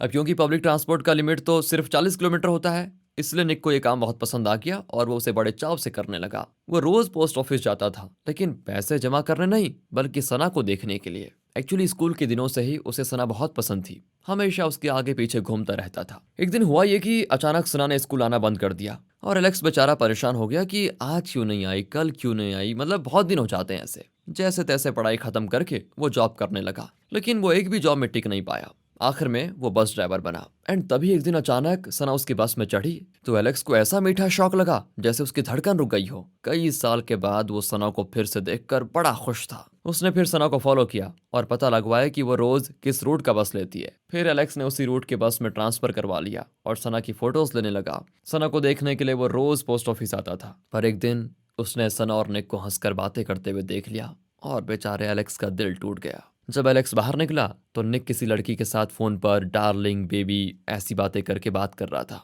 मतलब ये सना से प्यार का नाटक करके किसी और के साथ फ्लर्ट कर रहा है। ये सोचकर एलेक्स ने निक को फॉलो किया। निक एक बड़े घर के अंदर आया, लेकिन जब वो बाहर आया तो एक औरत के साथ था। दरअसल ये निक थोड़े वैसे किस्म का इंसान है, मतलब कई औरतों के साथ ये कनेक्शन रखता है और सना के साथ प्यार करने का ढोंग कर रहा था। वो देखता है कि वो औरत निक को अपने हाथ का बनाया हुआ खाना देती है और ये वही लंच बॉक्स है जो निक ने उस दिन सना को दिया और कहा कि ये मैंने तुम्हारे लिए बनाया है। एलेक्स सना को निक की असलियत बताने पोस्ट ऑफिस गया, लेकिन फिर उसे लगा कि यार अगर सना मेरी बात का विश्वास ना करे और मुझे गलत समझ ले तो क्या होगा। ये सोचकर एलेक्स चुप रहा। उसी शाम को निक और सना मूवी देखने गए। थिएटर में एलेक्स एक कोने में बैठकर सना को देख रहा था। एलेक्स ने बस को बीच सड़क में पार किया था और उसके बारे में भूल गया। जब याद आया तो वो तुरंत बस लेकर वहां से निकला। पर तभी निक और सना मूवी देखकर उसी बस में चढ़े। आपको याद होगा उस दिन मैंने आपको याद करने को कहा था, उस समय मैंने आपको याद करने को कहा था कि ये मोमेंट याद रखना, बस वाला। तो जब वो दोनों किस कर रहे थे तभी ड्राइवर ने सडन ब्रेक मारा, जिसकी वजह से उनकी चुम्मी कैंसिल हो गई।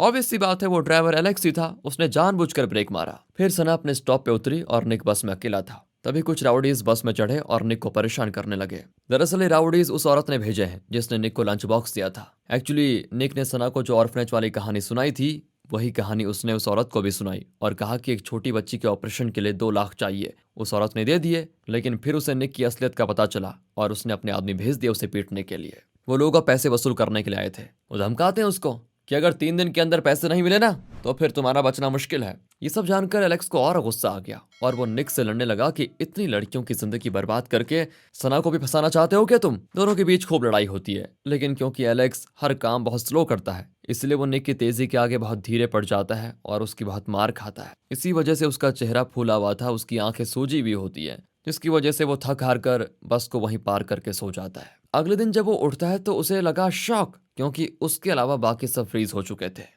एलेक्स की कुछ समझ में नहीं आता कि ये असलियत है या फिर कोई सपना।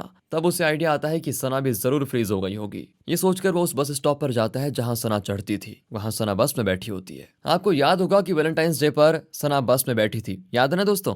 उसके पास बैठा वो आदमी सना को टच करने वाला था और वहां सीन कट हुआ था। तब एलेक्स ने डिसाइड किया था कि आज का दिन मुझे शायद फिर कभी ना मिले। मैं सना के साथ जो लाइफ जीना चाहता था वो मैं आज जरूर जीऊंगा। ये सोचकर वो बस को एक जगह पर लेकर गया।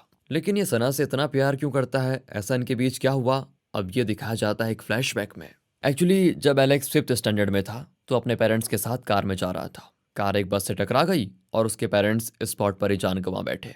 एलेक्स को बहुत गहरी चोट आई थी, लेकिन वो बच गया था। जिस बस से इनकी कार का एक्सीडेंट हुआ उस बस में सना थी, उसे भी चोट आई। अपने पेरेंट्स को खोने के बाद निक पूरा टूट चुका था, लेकिन तब उसे हिम्मत देने वाली इकलौती इंसान जो थी वो सना थी। सना जल्दी ठीक हो गई और डिस्चार्ज होने से पहले एलेक्स ने उसको ये नंबर 38 वाली चाबी दी और कहा कि ये मेरे पापा का पोस्ट ऑफिस बॉक्स नंबर है। मेरे पास उस लॉकर की दूसरी चाबी है, इसे तुम रख लो। तुम मुझे उसी पोस्ट बॉक्स नंबर पर खत लिखते रहना और मैं भी लिखूंगा। इस तरह हम दोनों एक दूसरे से बात कर पाएंगे। लेकिन कुछ ही दिनों में सना इस बात को भूल गई थी, पर एलेक्स को उम्मीद थी कि एक दिन सना उसको खत जरूर लिखेगी और उस पोस्ट बॉक्स को खोलकर एलेक्स के सारे लेटर्स को पढ़ेगी। इसी उम्मीद से वो बचपन से आज तक सना के लिए उस पोस्ट बॉक्स एड्रेस पर लेटर लिखता था। अब उस फ्लैशबैक से निकलकर उस दिन को दिखाते हैं जब सब कुछ फ्रीज हो गया था और एलेक्स सना को बस में लेकर गया। एलेक्स फिर बस को एक बीच पर लेकर गया। वहां सना को बैठाकर उसने उसके साथ एक अच्छी फोटो खींची। फिर सारा दिन सना के साथ अपना वक्त गुजार कर शाम को वो सना को उसके घर छोड़ने गया। जब पूरी दुनिया फ्रीज हो चुकी थी तो सड़क पर एक आदमी पैदल जा रहा था। एलेक्स चौंक कर बस रोकता है तो वो कहता है कि मुझे रास्ते में ड्रॉप कर दो। कहकर वो भी बस में चढ़ जाता है। ये कोई और नहीं, सना के पापा है। बस में सना को देखकर वो बहुत दुखी होते हैं। एलेक्स पूछता है कि हर कोई फ्रीज हो गया पर आप फ्रीज क्यों नहीं हुए। वो कहते हैं कि बेटा मैं तुम्हें कैसे समझाऊं। सोचो कि तुम रोज $100 अपने बैंक में जमा करते हो, 10 दिन के बाद तुम्हारे अकाउंट में $1000 ही नहीं, इंटरेस्ट का कुछ एक्स्ट्रा अमाउंट भी होगा। लाइफ भी ऐसी है बेटा, हर दिन हमें कुछ एक्स्ट्रा सेकंड्स मिलते हैं। अगर हम उन सेकंड्स को जमा करके रखें तो 10 या 20 साल में हमारे पास इतना वक्त जमा हो जाएगा कि उससे हमें नॉर्मल इंसानों से एक दिन ज्यादा मिलेगा। आज वही एक्स्ट्रा दिन है कि मेरी बेटी है। जब ये छोटी थी तो मैं अपने परिवार को ठीक से चला नहीं पाया। एक दिन मैं इससे झूठ बोलकर चला गया कि मैं दुकान जा रहा हूँ, पर असल में मैं एक बिल्डिंग के ऊपर से कूदने गया था। पर बिल्डिंग के ऊपर खड़े होकर मैंने देखा कि मेरे अलावा आसपास के सारे लोग फ्रीज हो चुके हैं। तब मेरे मन से खुदकुशी करने का इरादा बदल गया। मैं नीचे उतरा लेकिन घर वापस नहीं गया। सच बताऊं तो मैं जाना भी नहीं चाहता था। मुझे लगा मैंने खुद को कहीं खो दिया है। मैं कई जगह घूमा, कई काम किए, पर मन को शांति नहीं मिली। फिर वो एलेक्स से कहते हैं कि सना को टोबू पुडिंग बहुत पसंद है, क्या तुम उसे खरीद कर दोगे? एलेक्स भी कह देता है कि जरूर दूंगा खरीद कर। ये कहकर वो सना और उसके पापा की फोटो ले लेता है। फिर सना के पापा बस से उतर जाते हैं। एलेक्स सना को उतार कर उसके कमरे में लेकर जाता है और उसे बेड पर लटा देता है। अगली सुबह सना के उठने से पहले वो जाकर अपनी बस को वहीं पार्क कर देता है जहां वो फ्रीज होने से पहले खड़ी थी। फिर मजे से अपनी साइकिल लेकर निकलता है और तब सब कुछ नॉर्मल हो जाता है। तब एलेक्स उस फोटो स्टूडियो में गया और उसने उन फोटोज को डेवलप करवाकर पोस्ट बॉक्स नंबर 38 पर मेल करने के लिए पोस्ट ऑफिस आ गया था। सना के साथ एक दिन बिताने का उसको जो मौका मिला, इसी वजह से उसने सना को थैंक्स कहा था। उन फोटोज को मेल करने के बाद वो बाहर आया ही था कि एक ट्रक उससे टकरा गया। यहाँ सीन कट होता है और 1 साल के बाद दिखाते हैं। सना उस पोस्ट बॉक्स को रोज चेक करती है कि एलेक्स का लेटर आ जाएगा, कल आएगा, पर उसे एलेक्स का लेटर ही नहीं मिलता। लेकिन सना को उम्मीद है कि वो एक न एक दिन तो जरूर आएगा। इसी उम्मीद के साथ सना ने उस ब्रांच में ट्रांसफर ले लिया जहां पर पोस्ट बॉक्स नंबर 38 है। एक दिन वो अपना काम कर रही होती है तो एक कस्टमर को देखकर बहुत इमोशनल हो जाती है। वो कस्टमर कोई और नहीं, एलेक्स है। दरअसल उस एक्सीडेंट में एलेक्स बहुत बुरी तरह घायल हो गया था और 1 साल से वो हॉस्पिटल में था, इसलिए सना से मिलने नहीं आ पाया और ना ही उसके लिए लेटर भेज पाया। एलेक्स सना से जितना प्यार करता था ना, उससे कई ज्यादा प्यार इस 1 साल में सना एलेक्स से करने लगी थी। सना के पापा ने एलेक्स को बताया था कि सना को टोबू पुडिंग बहुत पसंद है, तुम उसको खरीद कर दोगे क्या? इसलिए आज एलेक्स सना के लिए टोबू पुडिंग लाया होता है। वो कहता है जब तुम्हारा काम खत्म हो जाए मेरे साथ चलोगी क्या? मुझे तुमसे उम्र भर बातें करनी है, कहकर वो बेचारा रो पड़ता है। सना भी अपने इमोशंस को रोक नहीं पाती और अब ये दोनों साथ में खुशी खुशी आगे अपनी जिंदगी बिताएंगे। यही बताकर ये मूवी की स्टोरी यहाँ पर खत्म होती है। वेलकम डियर रॉकर्ड्स, कैसे हैं आप सभी? आपको पता है आपके लिए मैं क्या लेकर आया हूँ आज? ये एक मस्ट वॉच मूवी है यार। सच कहूँ तो ये महज एक मूवी नहीं बल्कि जिंदगी है। और हमारा दावा है कि इस वीडियो को एंड तक देखने के बाद, इस पूरी कहानी को जान लेने के बाद आपके दिल में चैन, खुशी या शांति, कुछ भी कह लो, इन फीलिंग्स की पार जाकर एक विश्वास जगेगा कि हम जो भी करें उसमें कामयाब जरूर होंगे। तो अगर देखिए कोई जरूरी काम करना है तो उसको निपटाकर चैन से बैठकर इस मूवी को देखिए भाई। और मैं सच बताऊं तो अपनी तरफ से पूरी कोशिश करूंगा इस कहानी पे पूरी जान डालने की। चलिए देखते हैं 2023 में रिलीज हुई दिल को छू लेने वाली ये कहानी जिसका नाम है where the tracks end. Movie की शुरुआत में एक छोटे टाउन के स्टेशन से ट्रेन निकलने के लिए तैयार है। तभी एक छोटी लड़की उस ट्रेन की ओर भाग रही होती है। उसके साथ उसका डॉग भी है दोस्तों। लेकिन ट्रेन तेज हो जाती है और वो उसके पीछे भाग नहीं पाती, पर उसका डॉग वो ट्रेन के पीछे दौड़ लगाना शुरू करता है। तब दिखाते हैं कि ट्रेन के अंदर एक छोटा लड़का है जो खिड़की से बाहर देख रहा है और बहुत परेशान लगता है वो। इस बच्चे का नाम है काल। पर अब ये इस टाउन को और अपने दोस्तों को छोड़कर क्यों जा रहा है, ये जानने के लिए हमें उस वक्त में जाना होगा जब काल इस टाउन में पहली बार आया था। और यहाँ पर मूवी का title where the tracks end डालकर होती है मूवी शुरू। काल के पिता रेलवेज के लिए ट्रैक्स लगाने का काम करते हैं, इसलिए वो किसी एक जगह में नहीं रहते। जहाँ पर भी ट्रैक लगाया जाता है वो वहाँ जाकर काम करते हैं और जब तक उस जगह पर ट्रैक्स लगाने का काम पूरा नहीं हो जाता वो वहीं पर रहते हैं और फिर अगले टाउन में चले जाते हैं। कम से कम 6 महीने में एक बार तो वो अलग अलग टाउन्स जाते ही रहते हैं और उनके साथ उनका परिवार भी उन टाउन्स में ही जाकर रहता है। इनका बेटा है काल। इस तरह काल अपने पिता के काम की वजह से अपने परिवार के साथ इस टाउन में आया होता है। अगले 6 महीने काल को यहीं पर रहना है। यहाँ वो कुछ बच्चों के साथ दोस्ती भी कर लेता है। ये देखिए, ये है उसके दोस्त वलेरिया, लंबा वाला लड़का है चीकू और छोटा वाला लड़का टॉबी। वो काल से कहते हैं कि देख यार, अगर तुझे परमानेंटली हमारे फ्रेंड्स ग्रुप का हिस्सा बनना है तो तुझे एक टेस्ट पास करना होगा। झील में दोस्तों एक लाश पड़ी होती है और वो कहते हैं कि उस बॉडी को टच करके आओ तब मानेंगे। काल आगे जाकर उस बॉडी को एक लकड़ी से टच करता है तो ये तीनों काल को डराने के लिए चिल्लाते हुए भागते हैं। काल सोच में पड़ जाता है कि ये लोग किस बात से डर रहे हैं। तभी वो एक डॉग को देखता है। ओहो, जो मरा पड़ा है वो तुम्हारा मालिक था क्या? कोई बात नहीं, मैं तुम्हारी देखभाल करूंगा। ये कहकर वो डॉग को सहलाता है और वो भी कॉल के साथ चिपक जाता है। दोस्तों, इतने में बाकी 3 बच्चे एक बुजुर्ग औरत को साथ लेकर आ जाते हैं जो इस टाउन की टीचर है। इतने में कॉल भी डॉग को लेकर आ जाता है। अब टीचर बच्चों को लेकर पुलिस स्टेशन जाती है और उस लाश के बारे में रिपोर्ट लिखवाती है। टीचर कॉल से भी पूछती है कि तुम कौन सी क्लास तक पढ़े हो बेटा? कॉल कहता है मैं तो स्कूल जाता ही नहीं। टीचर कहती है हर बच्चे के लिए पढ़ाई बहुत जरूरी होती है बेटा। कहकर वो कॉल को लेकर उसके घर जाती है। असल में दोस्तों, कॉल के पापा जिस जगह पर काम करते हैं ना, यानी ट्रैक्स पर, उसी के पास पुराने ट्रेन के डब्बे होते हैं और वहीं पर इनका घर भी होता है। टीचर उसके पेरेंट्स से पूछती है कॉल स्कूल क्यों नहीं जाता, क्या बात है? तब कॉल के पापा कहते हैं मैं भी चाहता हूँ कि ये पढ़े लिखे आगे चलकर कुछ अच्छा बने, लेकिन क्या करे, मुझे हर 6 महीने में तो दूसरी जगह जाना पड़ता है, फिर कैसे होगी इसकी पढ़ाई? टीचर कहती है देखिए, अगर मन में कुछ ठान लिया जाए ना तो कुछ भी चीज नामुमकिन नहीं होती सर। 6 महीने के बाद आप यहाँ रहें या दूसरे टाउन चले जाएं, वो तो बाद में देख लेंगे, लेकिन आप जब तक यहाँ पर हैं तब तक तो कॉल को स्कूल भेज दीजिए, कुछ तो सीखेगा बेचारा।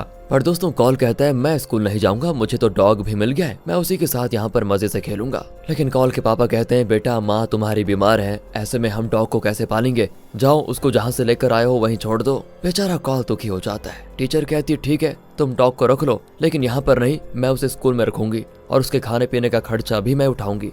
पर एक बात है, तुम्हें रोज स्कूल आना पड़ेगा बेटा, तब वहाँ पर तुम डॉग के साथ खेल सकते हो। ये सुनकर कॉल एकदम से खिल जाता है कि ओके ओके, मैं रोज स्कूल आऊंगा टीचर, और डॉग के साथ भी खेलूंगा। अगले दिन कॉल स्कूल जाता है, उसके साथ वलेरिया भी होती है। वो पूछती है कि तुम डॉग को स्कूल क्यों लेकर आ गए? कॉल कहता है अरे ये स्कूल में ही रहेगा आपसे, वैसे मेरी क्लास कहाँ पर है? वलेरिया कहती है क्या क्लास? ये ढाबा ही स्कूल है, यहाँ कोई अलग क्लास नहीं है, टीचर यहीं पे रहती है और यहीं बच्चों को पढ़ाती भी है। दोस्तों, अब वो एक बुक को लेकर कॉल को देती हैं और कहती हैं कि चलो बच्चे, इसमें जो लिखा है उसको पढ़ के दिखाओ। पर कहाँ यार, कॉल को तो ठीक से पढ़ना तक नहीं आता। टीचर कहती है बेटा, स्कूल के बाद घर जाओ और खाना खाकर वापस आना, मैं तुम्हें अच्छे से सिखाऊंगी। स्कूल के बाद ये चारों बातें कर रहे होते हैं तो चीकू बताता है उसके पेरेंट्स यहाँ के जमींदारों के यहाँ काम करते हैं, लेकिन चीकू को ये बिल्कुल पसंद नहीं होता क्योंकि उसे ये ऊंच नीच का बहुत गलत लगता है। उसके हिसाब से सब कुछ एक समान होना चाहिए। तब टॉबी कहता है मुझे ट्रेन ड्राइवर बनना है ताकि मैं ट्रेन में जगह जगह घूम पाऊँ। वलेरिया तो इसी टाउन में कोई अच्छा काम करना चाहती है और यहीं पर अपना नाम रोशन करना चाहती है। फिर वो कॉल से पूछते हैं कि तुम्हारी क्या आशा है? कॉल कहता है कि मेरी कोई आशा ही नहीं है, मैं तो बस अपने परिवार के साथ जगह जगह घूमता रहता हूँ। दोस्तों, अब घर जाकर वो खाना खाता है और शाम को फिर स्कूल आता है। टीचर उसे पढ़ने को कहती है, लेकिन कॉल को सिर्फ अक्षर पढ़ना आता है, लेकिन उससे शब्द कैसे बनता है उसे प्रोनाउंस करना नहीं आता। वो कहता है सॉरी टीचर, मुझसे नहीं हो रहा। टीचर पूछती है सॉरी क्यों कह रहे हो तुम? वो इसलिए टीचर, क्योंकि मुझे पढ़ना नहीं आ रहा। अरे नहीं आ रहा है तो कोशिश करो ना बेटा, सॉरी मत बोलो। लेकिन टीचर एक बात बताओ, मेरे पढ़ने से होगा क्या? बेटा अपने पापा को देखो, वो कितना मुश्किल काम कर रहे हैं, कितना परेशान है वो। तुम एक बात बताओ, उनकी जैसी जिंदगी जीना है तुम्हें? तुम उनकी जैसी जिंदगी ना जियो, इसलिए तुम्हारा पढ़ना जरूरी है बेटा। ऐसा कुछ नहीं है टीचर, उन्होंने खुद मुझसे कहा कि वो इस काम में बहुत खुश है। टीचर को दोस्तों यहाँ पर गुस्सा आ जाता है कि देखो काल, अगर तुम्हें पढ़ना है तो पढ़ो, वरना मेरा टाइम वेस्ट मत करो। वो भी कह देता है ठीक है, मैं चलता हूँ टीचर, कहकर वो जाने लग जाता है। तब दोस्तों टीचर उसको बुलाकर एक कॉमिक दिखाती है। कॉल खुश हो जाता है और कॉमिक लेने जाता है। टीचर कहती है तुम्हें तो पढ़ना नहीं आता, फिर कॉमिक का क्या करोगे? वो कहता है मुझे इसमें बने पिक्चर्स बहुत अच्छे लगते हैं। ओहो। टीचर कहती है ठीक है, मैं तुम्हें बहुत सारे कॉमिक्स दूंगी, पर बदले में तुम्हें रोज यहाँ पर आकर पढ़ने की कोशिश करनी पड़ेगी। ओके टीचर, कहकर वो खुशी से कॉमिक लेकर चला जाता है। अब यहाँ से टाउन से बहुत दूर शहर में एक सरकारी एजुकेशन ऑफिस होता है, जहां डिसाइड किया जाता है कि आसपास के टाउन्स में जितने भी छोटे छोटे स्कूल्स हैं उन सबको बंद करके नया स्कूल सिस्टम बनाया जाए। इस इन्फॉर्मेशन को उन स्कूल तक पहुंचाने के लिए वो अपने एक ऑफिसर को भेजते हैं जिसका नाम है ह्यूगो। अब यहाँ कॉल को दिखाते हैं जो घर आकर अपने पापा से पूछता है पापा क्या आपका काम सच में बहुत मुश्किल है? वो कहते हैं नहीं तो, मेरा काम तो बड़ा आसान है बेटा। अब अगले दिन की बात है, स्कूल में टीचर क्लास ले रही होती है, लेकिन काल कोई ड्राइंग बनाने में बहुत मशरूफ होता है। टीचर उसको डांटती है कि तुम्हें क्या लगता है मैं यहाँ पर दीवारों को पढ़ा रही हूँ? ध्यान दो यहाँ पर, देखो बच्चों, अगले हफ्ते तुम सबको एक असाइनमेंट सबमिट करना है। वो हर एक को एक असाइनमेंट देती है, किसी को कोई फल लाने को कहती है तो किसी को कोई फूल। कॉल से कहती है कि अगले हफ्ते तुम्हें कीड़ा पकड़ कर लेकर आना है। अगले हफ्ते का तब देखेंगे, ये सोचकर बच्चे मजे से स्कूल से निकल जाते हैं। बाहर कॉल का डॉग उसका इंतजार कर रहा होता है। कॉल उसके साथ बड़ा अच्छे तरीके से खेलता है, लेकिन दोस्तों डॉग उसकी ना कोई बात नहीं मानता। वो सिट कहता है तो वो बैठता ही नहीं। चीकू कहता है कि लगता है तुम उसके मास्टर नहीं हो भाई, इसलिए वो तुम्हारी बात नहीं मान रहा। मास्टर हो तो मेरे जैसा। वलेरिया तो हंस जाती है कि तुम्हें तो स्विमिंग तक नहीं आती चीकू, तुम मास्टर कैसे बन गए। चीकू कहता है तुम तो चुप ही करो, मुझे बड़ी अच्छी स्विमिंग आती है समझी। कॉल कहता है कि अच्छा तो स्विमिंग में मुझसे टक्कर करके दिखाओ तुम। तो दोस्तों दोनों में कंपटीशन होने लग जाता है कि कौन अच्छा स्विमर है। वहाँ पर एक छोटी नदी होती है। वो फैसला करते हैं कि उस पार जो पहला जाएगा वही विनर होगा। दोनों पानी में कूद पड़ते हैं, लेकिन चीकू पानी के अंदर कॉल का पैर पकड़कर खींचता है और चीटिंग करके फर्स्ट आ जाता है। कॉल तो चिढ़ जाता है कि अच्छा ये चीटिंग है, तुम विनर कैसे हो सकते हो। ये कहते हुए वो पानी में हाथ रखता है तो उसके हाथ में एक छोटा सा फिश जैसा कुछ फंसता है, लेकिन कॉल उस पर ज्यादा ध्यान नहीं देता। इसी बीच डॉग कॉल का पैंट लेकर भाग जाता है। ये डॉग भी ना कॉल सिर्फ बेचारा चड्डी पहनकर उसका पीछा करता है। उसकी माँ पूछती है कि बेटा ये क्या हाल बना के रखा हुआ है तुमने। अरे माँ वो डॉग है ना, ये उसी का किया कराया है। डॉग उसका पैंट लेकर एक कोने में चुपचाप बैठ जाता है। कुछ दिन के बाद दिखाते हैं कि कॉल अब रोज स्कूल के बाद घर जाता है और फिर वापस स्कूल आकर टीचर से अच्छे से पढ़ता है। जहाँ पहले वो सिर्फ अक्षर पढ़ा करता था ना, अब वो समझ पाता है कि शब्द क्या होते हैं और हर शब्द को कैसे प्रोनाउंस किया जाता है, वगैरह वगैरह और भी चीजें थी उसमें। टीचर भी बहुत खुश होती है कि चलो मेरी मेहनत काम कर रही है। वो कहती है कि बेटा देखो अगर ऐसे कोशिश करते रहोगे तो कुछ भी नामुमकिन नहीं है। यहाँ से दोस्तों कॉल का आत्मविश्वास बहुत बढ़ जाता है। अब यहाँ से ह्यूगो को दिखाते हैं जो हर छोटे स्कूल में जाकर बताता है कि सरकार ने इन छोटे स्कूल्स को बंद करने का फैसला किया है, लेकिन हर जगह उसको डांट पड़ती है कि तुम्हारी सरकार तो बंद करवा देगी, लेकिन यहाँ पर जो गरीब बच्चे पढ़ते हैं उनका क्या होगा, उनकी पढ़ाई और उनकी जिंदगी के बारे में कभी सोचा है किसी ने। ये क्यों नहीं सोचती तुम्हारी सरकार है। हालांकि दोस्तों ह्यूगो तो सिर्फ सरकार का मैसेज देने के लाया था, लेकिन लोग उस पर ही गुस्सा हो जाते हैं। वो भी तंग आ जाता है कि मैं ये काम ही क्यों कर रहा हूँ जिसमें मुझे गाली पड़ रही है। यहाँ कॉल जो पहले कॉमिक्स में सिर्फ पिक्चर्स देखा करता था, अब वो उन कॉमिक्स में जो डायलॉग्स होते हैं उन्हें भी पढ़ता है। टीचर तो उसको शाबाशी देती है कि बेटा वाकई तुम बहुत गजब की तरक्की कर रहे हो।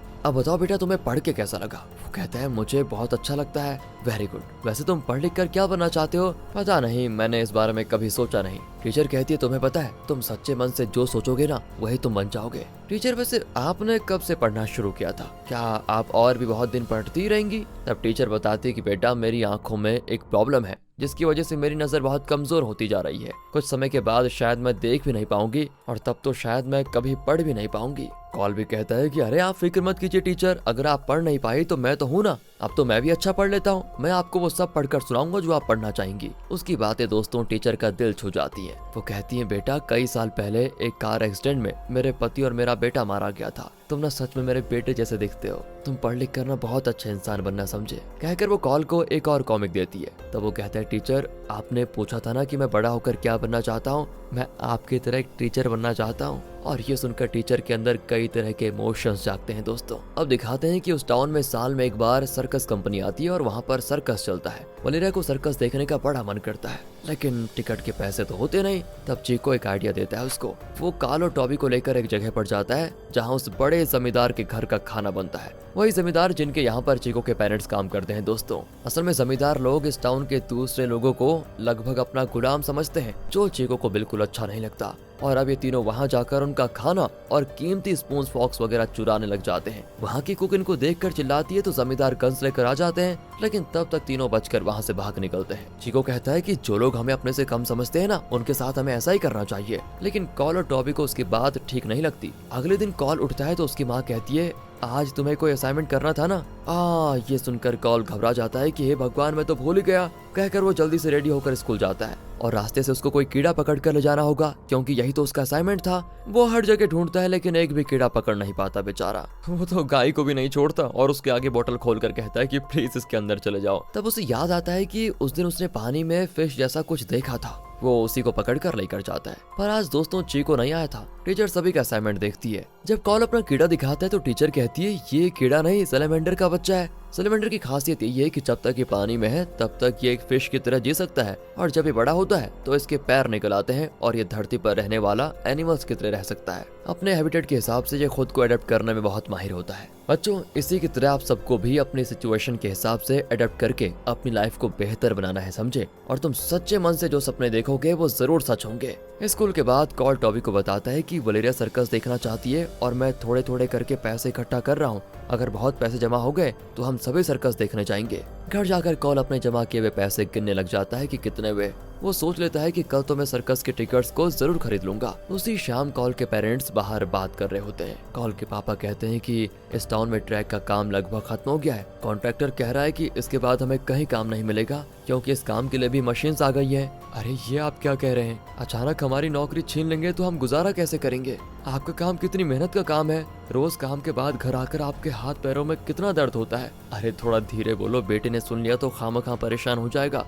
उसको ये सब कुछ मत बताना तुम। मेरी तकलीफ मेरे साथ खत्म हो जानी चाहिए। मेरा बेटा पता है खूब पढ़ेगा और बाद में बहुत बड़ा आदमी बनेगा और उसके लिए तो मैं जिंदगी भर दर्द सहने को तैयार हूँ।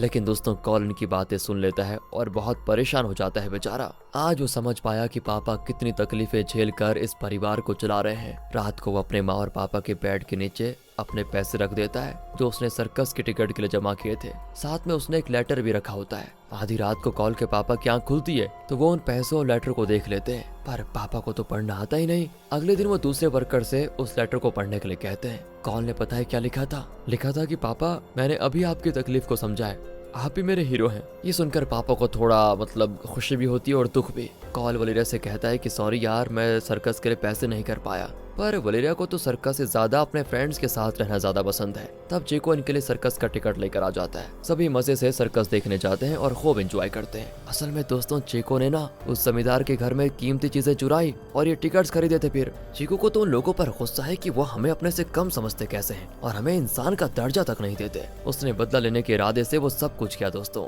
अब ये लोग सर्कस के बाहर निकलते हैं कि जमींदार के आदमी चीको को पकड़कर पीटने लगते हैं कि उसने चोरी की है। उसको बेचारे को उसे जेल में डाल दिया जाता है दोस्तों। लेकिन टाउन के लोग इस बारे में कुछ नहीं पूछते क्योंकि चीको बहुत ही पिछड़े हुए और गरीब समुदाय का लड़का है। लोगों का मानना है कि ये तो उस समुदाय का लड़का है, चोरी तो ये करेगा ही। ऐसी सोच है दोस्तों लोगों की। वो कहते हैं कि अरे हाँ, उस समुदाय के लोग तो गलत काम करते ही हैं, इसी तरह के तो काम करते हैं वो। और दोस्तों इस तरह की गलत धारणा लोगों में इतनी जमकर फैली हुई है कि कोई उसे बचाने तक नहीं चाहता। चीको को जेल में डाल दिया जाता है, हालांकि वो छोटा लड़का है। बताओ, रात को कॉल चीको से मिलने आता है और पता चलता है कि उसे खूब मारा गया था। कॉल कहता है कि मुझे तुम्हारा गुस्सा समझ में आता है भाई, लेकिन अगर वो लोग खुद को ऊंचा और हमें नीचा समझते हैं, इसका ये मतलब तो नहीं ना कि वही सच है। तुम नहीं जानते कॉल, उन लोगों ने मेरी माँ और पिता के साथ जानवर से भी बदतर सलूक किया है। क्या हम उनकी तरह इंसान नहीं है? अरे हम उन लोगों से कम कैसे हो गए भाई, ये बताओ। इसलिए यार बदला लेने के लिए मैंने उन लोगों से ऐसा किया। कॉल कहता है कि अगर खुद को ऊंचा और तुम्हें नीचा समझने वाले उन लोगों से तुम्हें बदला लेना ही है तो अच्छे से पढ़ाई करो और इस दर्जे पर पहुंचो जहां वही लोग तुम्हें सलाम करें भाई। जैसा टीचर कहती है ना कि तुम सच्चे मन से जो बनना चाहोगे वही बनोगे। दोस्तों ये कहकर चीको को वो कुछ बुक्स देता है। चीको भी यहाँ से फैसला कर लेता है कि अब वो खूब पढ़ेगा और दिखाएगा उन लोगों को कि ऊंच नीच क्या होता है। वो साथ ही ये भी कहता है कि मुझे तुम जैसा दोस्त मिला, मैं सच में बहुत लकी हूँ यार, मैं जरूर पढ़ूंगा। अगली सुबह कॉल के पापा उसको बताते हैं कि बेटा यहाँ का काम तो खत्म होने वाला है और आगे कोई काम नहीं मिलेगा क्योंकि इस काम के लिए मशीन्स आ गई हैं। इसलिए बेटा, यहाँ पर दोस्तों कॉल घबराकर पूछता है, क्या हुआ पापा, क्या कह रहे हो आप? क्या हम इस टाउन को भी छोड़कर जाने वाले हैं अब? प्लीज पापा प्लीज, मैं अपने फ्रेंड्स, टीचर और अपने स्कूल को छोड़कर नहीं जाऊंगा। तभी माँ कहती है कि अरे रुक जा बेटा, इतनी जल्दबाजी भी नहीं है, जरा अपने पापा की पूरी बात तो सुन लो। पापा कहते हैं कि बेटा मैंने ये काम छोड़ देने का फैसला कर लिया है, इसलिए अब बंजारों की लाइफ हमें नहीं गुजारनी होगी। मैं इसी टाउन में कोई और काम ढूंढ लूंगा और हम यहीं पर रहेंगे, दूसरा कोई घर देख लेंगे हम। बस दोस्तों ये सुनकर तो कॉल के जैसे पर निकल आते हैं। वो डॉग को लेकर हर तरफ भागते हुए ऐलान करता है कि मैं यहीं पर रहूंगा, कहीं नहीं जाने वाला मैं। सर्कस वाले दूसरे टाउन के लिए निकल रहे होते हैं तो वो उनसे कहता है मैं अगले साल भी यहीं पर रहूंगा और आपका सर्कस देखने जरूर आऊंगा। वो भी बड़े खुश होते हैं। वलेरिया के पास जाकर भी वो यही ढिंढोरा पीटता है। चीको को रिलीज कर दिया गया था दोस्तों।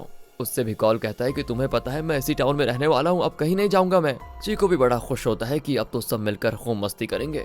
ट्रैक का काम वैसे अभी थोड़ा बचा होता है जिसको वो कर रहे होते हैं, पर बारिश की वजह से वो काम को रोक देते हैं। लेकिन ये कॉन्ट्रैक्टर बिल्कुल अलग ही है, कहता है कि बारिश में भीगने से लोग पिघल नहीं जाएंगे, काम करो अपना। वो वर्कर्स को डांट कर कहता है कि तुम्हारी इन्हीं हरकतों की वजह से तुम्हारी जगह पर अब मशीन्स आ रही हैं, चुपचाप काम करो अपना। बेचारा और कोई रास्ता न पाकर कॉल के पापा और बाकी वर्कर्स बारिश में भी काम करने लगते हैं। यहाँ स्कूल में टीचर पढ़ा रही होती है, लेकिन लगता है उनकी नजर पहले से ज्यादा कमजोर हो गई है और वो ठीक से देख नहीं पाती। तब कॉल कहता है कि टीचर मैं पढ़ूंगा, कहकर वो क्लास को पढ़कर सुनाता है। तब कुछ लोग कॉल को बुलाने आते हैं। असल में बारिश के दौरान बिजली गिरी थी और क्योंकि कॉल के पापा और उनके साथी बारिश में काम कर रहे थे तो उन पर बिजली गिरी, जिस वजह से कॉल के पापा और कुछ वर्कर्स वहीं चलकर मर गए थे दोस्तों। अपने पिता के मृत शरीर को देखकर कॉल अपनी माँ से लिपटकर बहुत रोता है। फिर उन सबको शव पेटियों में रखकर दफनाया जाता है। दूसरी ओर ह्यूगो ने जिन स्कूल्स को इन्फॉर्म कर दिया था उनकी लिस्ट लाकर अपने ऑफिस में वो दे देता है। वो एक और लिस्ट देते हैं कि इन स्कूल्स में भी इन्फॉर्म कर दो। उस लिस्ट में कॉल का स्कूल भी होता है दोस्तों, जिसको देखकर ह्यूगो अपने सीनियर ऑफिसर से कहता है कि सर, इस स्कूल को बंद क्यों करवा रहे हैं आप ऐसे? पहले से तो यहाँ पर बहुत कम बच्चे पढ़ रहे हैं, सारे गरीब लड़के पढ़ते हैं वहाँ पर, रहने दीजिए ना इस स्कूल को। वैसे भी हर जगह मुझे डांट ही पड़ रही है, कोई नहीं चाहता कि उनका स्कूल बंद हो जाए, और मैं सच बताऊं तो ये काम करना भी नहीं चाहता हूँ। लेकिन सीनियर नहीं मानता और ह्यूगो के पास भी दोस्तों कोई रास्ता नहीं होता। बेचारे को नौकरी तो करनी ही है। वो कॉल के टाउन की ओर निकलता है। यहाँ कॉल तो पापा के मर जाने के बाद पूरी तरह टूट जाता है। पापा की मौत के बाद अब वो यहाँ पर रह नहीं सकते। बेचारा सुबह कितना खुश था कि अब वो इसी टाउन में रहने वाला है और अपने फ्रेंड्स और टीचर्स के साथ रहेगा, इतनी खुशी थी उसको।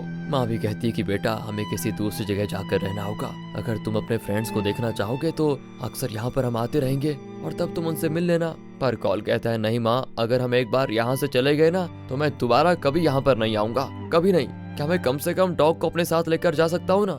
नहीं बेटा, हम उसकी देखभाल नहीं कर पाएंगे।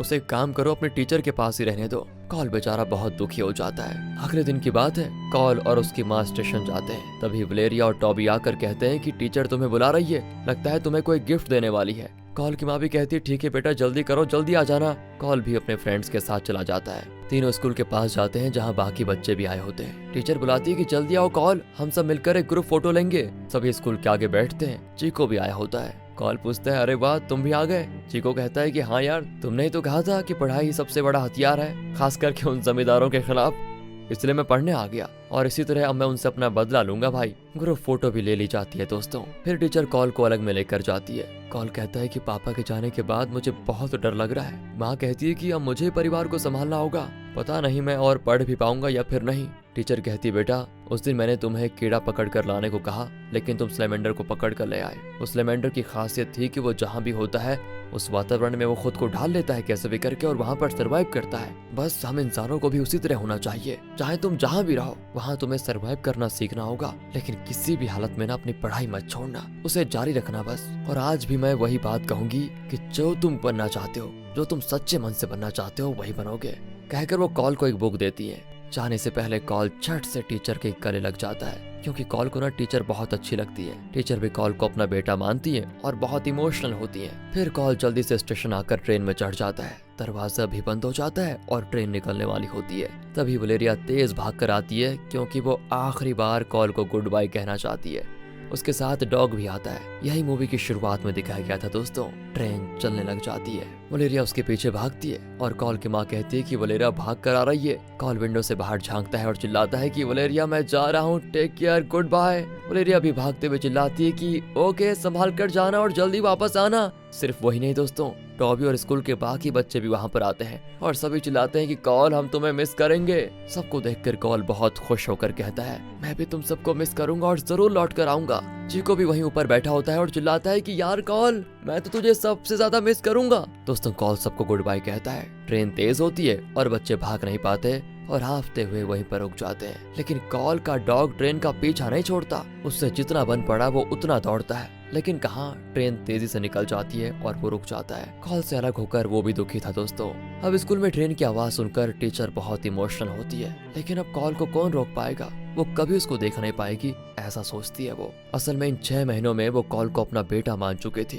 उन्हें लगा कि जिस बेटे को उन्होंने एक्सीडेंट में खो दिया वो कॉल के रूप में उनके पास आ गया, लेकिन अब इस बेटे को भी अपने से अलग होते देखकर वो बहुत रोती हैं। टीचर और अपने फ्रेंड्स के बारे में सोचते हुए कॉल वहां से जाता है। उसके मन में ये बात बैठ जाती है कि बस मुझे एक ही चीज करनी है, खूब पढ़ना है। आगे दिखाते हैं कि ह्यूगो अब कॉल के स्कूल को बंद करवाने का इन्फॉर्मेशन लेकर आया है, लेकिन अब यहाँ वो पुरानी टीचर नहीं होती, कोई नई टीचर होती है। और यहाँ पर पता चलता है कि अब तक जिस ह्यूगो की कहानी दिखाई जा रही थी वो उस वक्त की नहीं थी जब कॉल यहाँ पढ़ता था, बल्कि फ्यूचर की थी। अब इस नई टीचर को जरा ध्यान से देखिए दोस्तों, क्या आप गैस कर पाए कि ये कौन है? ये असल में वलेरिया है दोस्तों, जो इसी टाउन में कोई काम करना चाहती थी, यहीं पर अपना नाम रोशन करना चाहती थी। वही अब इस स्कूल की टीचर है। ह्यूगो उसे बताता है कि सरकार एक नई स्कीम लेकर आ रही है और इस तरह के सारे छोटे प्राइवेट स्कूल्स को बंद किया जाएगा जिसमें। पर वलेरिया कहती है कि नहीं, इस स्कूल के साथ में वो सारी चीजें नहीं होने दूंगी। बताओ यहाँ के गरीब बच्चे कहाँ जाकर पढ़ेंगे? इस पर ह्यूगो कहता है कि देखो, मुझे पता था तुम यही कहोगी। वैसे क्या इस टाउन में अभी भी हर साल वो सर्कस आता है? वलेरिया पूछती है, ये सब आप कैसे जानते हैं? ह्यूगो कहता है कि अब तक तुमने मुझे पहचाना नहीं वलेरिया, मैं कौन हूँ यार, कॉल। वलेरिया को दोस्तों विश्वास ही नहीं होता और फिर दोनों गले मिल जाते हैं। दोनों अभी खुद को बचपन के कॉल और वलेरिया की तरह फील करते हैं। इतने साल बाद मिलकर दोनों बड़े खुश होते हैं। इस टाउन से जाने के बाद भी कॉल अपने टीचर की बात नहीं भूला। उसने खूब पढ़ाई की और सरकारी एजुकेशन डिपार्टमेंट में एक अच्छी नौकरी भी उसको मिल गई। वो अब एजुकेशन डिपार्टमेंट की तरफ से काम कर रहा है दोस्तों। असल में कॉल इस टाउन में वापस नहीं आना चाहता था, लेकिन काम की वजह से मजबूरन उसको यहाँ पर आना पड़ा। कॉल अपने बाकी दोस्तों के बारे में पूछता है तो वलेरिया बताती है कि टॉबी जैसा चाहता था वैसा ही ट्रेन ड्राइवर बन गया है और हर जगह ट्रेन को घुमाता है। चीको पढ़ लिख कर अच्छी पोजीशन पर पहुंच गया है और अब वो दूसरे गरीब बच्चों की पढ़ाई के लिए मदद करता है। और मैं टीचर बन गई और हमारे टीचर चल बसी और फिर मैंने उनकी जगह यहाँ पर बच्चों को पढ़ाना शुरू किया। हुआ ये था कि उनकी आंखों की रोशनी चली गई, लेकिन उसके बाद भी वो ठीक नहीं थी। कुछ साल पहले वो चल बसी, टीचर नहीं रही। ये सुनकर भी वो बहुत दुखी होता है। वलेरिया कहती है, खैर तुम इस पोजीशन पर पहुंचे हो ये जानकर बहुत खुशी भी। नहीं वलेरिया, मैं ये नौकरी छोड़ने का फैसला कर रहा हूँ। वलेरिया पूछती है, नौकरी छोड़कर क्या करना है तुम्हें? मैंने कभी टीचर से कहा था कि मैं उनके जैसा टीचर बनना चाहता हूँ और मैं सोच रहा हूँ कि मैं भी तुम्हारे साथ इसी स्कूल में पढ़ाने का काम करूँ। पर अभी तो तुम कह रहे थे कि सरकार इन स्कूल्स को बंद करवाने जा रही है। नहीं वलेरिया, मुझे नहीं लगता कि सरकार ऐसा कर पाएगी, क्योंकि मैं जितने भी स्कूल्स में गया वहाँ के लोग अपने स्कूल्स को बंद करने के लिए तैयार ही नहीं थे।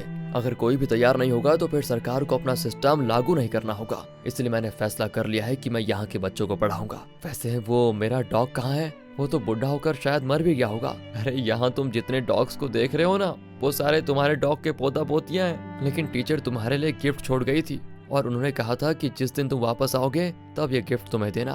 कहकर वलेरिया उसको एक बॉक्स देती है, लेकिन कॉल को लगता है जैसे टीचर खुद अपने हाथों से उसको दे रही है। वो बॉक्स को खोलता है तो उसमें ढेरों कॉमिक्स होते हैं जो टीचर उसको दिया करती थी उस समय। वाकई में ये गिफ्ट पाकर कॉल बड़ा खुश होता है। फिर वो अपने पिता की कब्र पर जाता है। असल में कॉल ने अपना नाम ह्यूगो इसलिए रखा क्योंकि वो पुरानी बातों को याद नहीं करना चाहता था, क्योंकि उन पुरानी यादों में खुशी के साथ साथ अपने पिता को खोने का, अपने फ्रेंड्स और अपने टीचर को खोने का दुख भी था। इसीलिए वो एक नए नाम के साथ एक नई जिंदगी की शुरुआत करना चाहता था। लेकिन अब वो वापस उसी टाउन में आ गया और अपने उसी पुराने स्कूल में टीचर के तौर पर बच्चों को सिखाने लग गया है। वो और वलेरिया फिर बाद में शादी भी कर लेते हैं। कॉल अपने स्टूडेंट्स को खेलते हुए देखता है और कहता है, बच्चों ध्यान से खेलना। कॉल दोस्तों इस लाइफ में बहुत खुश है। एक दिन की बात है कि वो एक छोटे पहाड़ पर चढ़कर नीचे देखता है, लेकिन उसे लगता है कि जैसे वो बचपन का वही छोटा लड़का है जो पहाड़ पर खड़ा देख रहा है। कॉल को याद आता है कि उसने टीचर से कहा था कि मैं आपकी तरह एक टीचर बनूंगा।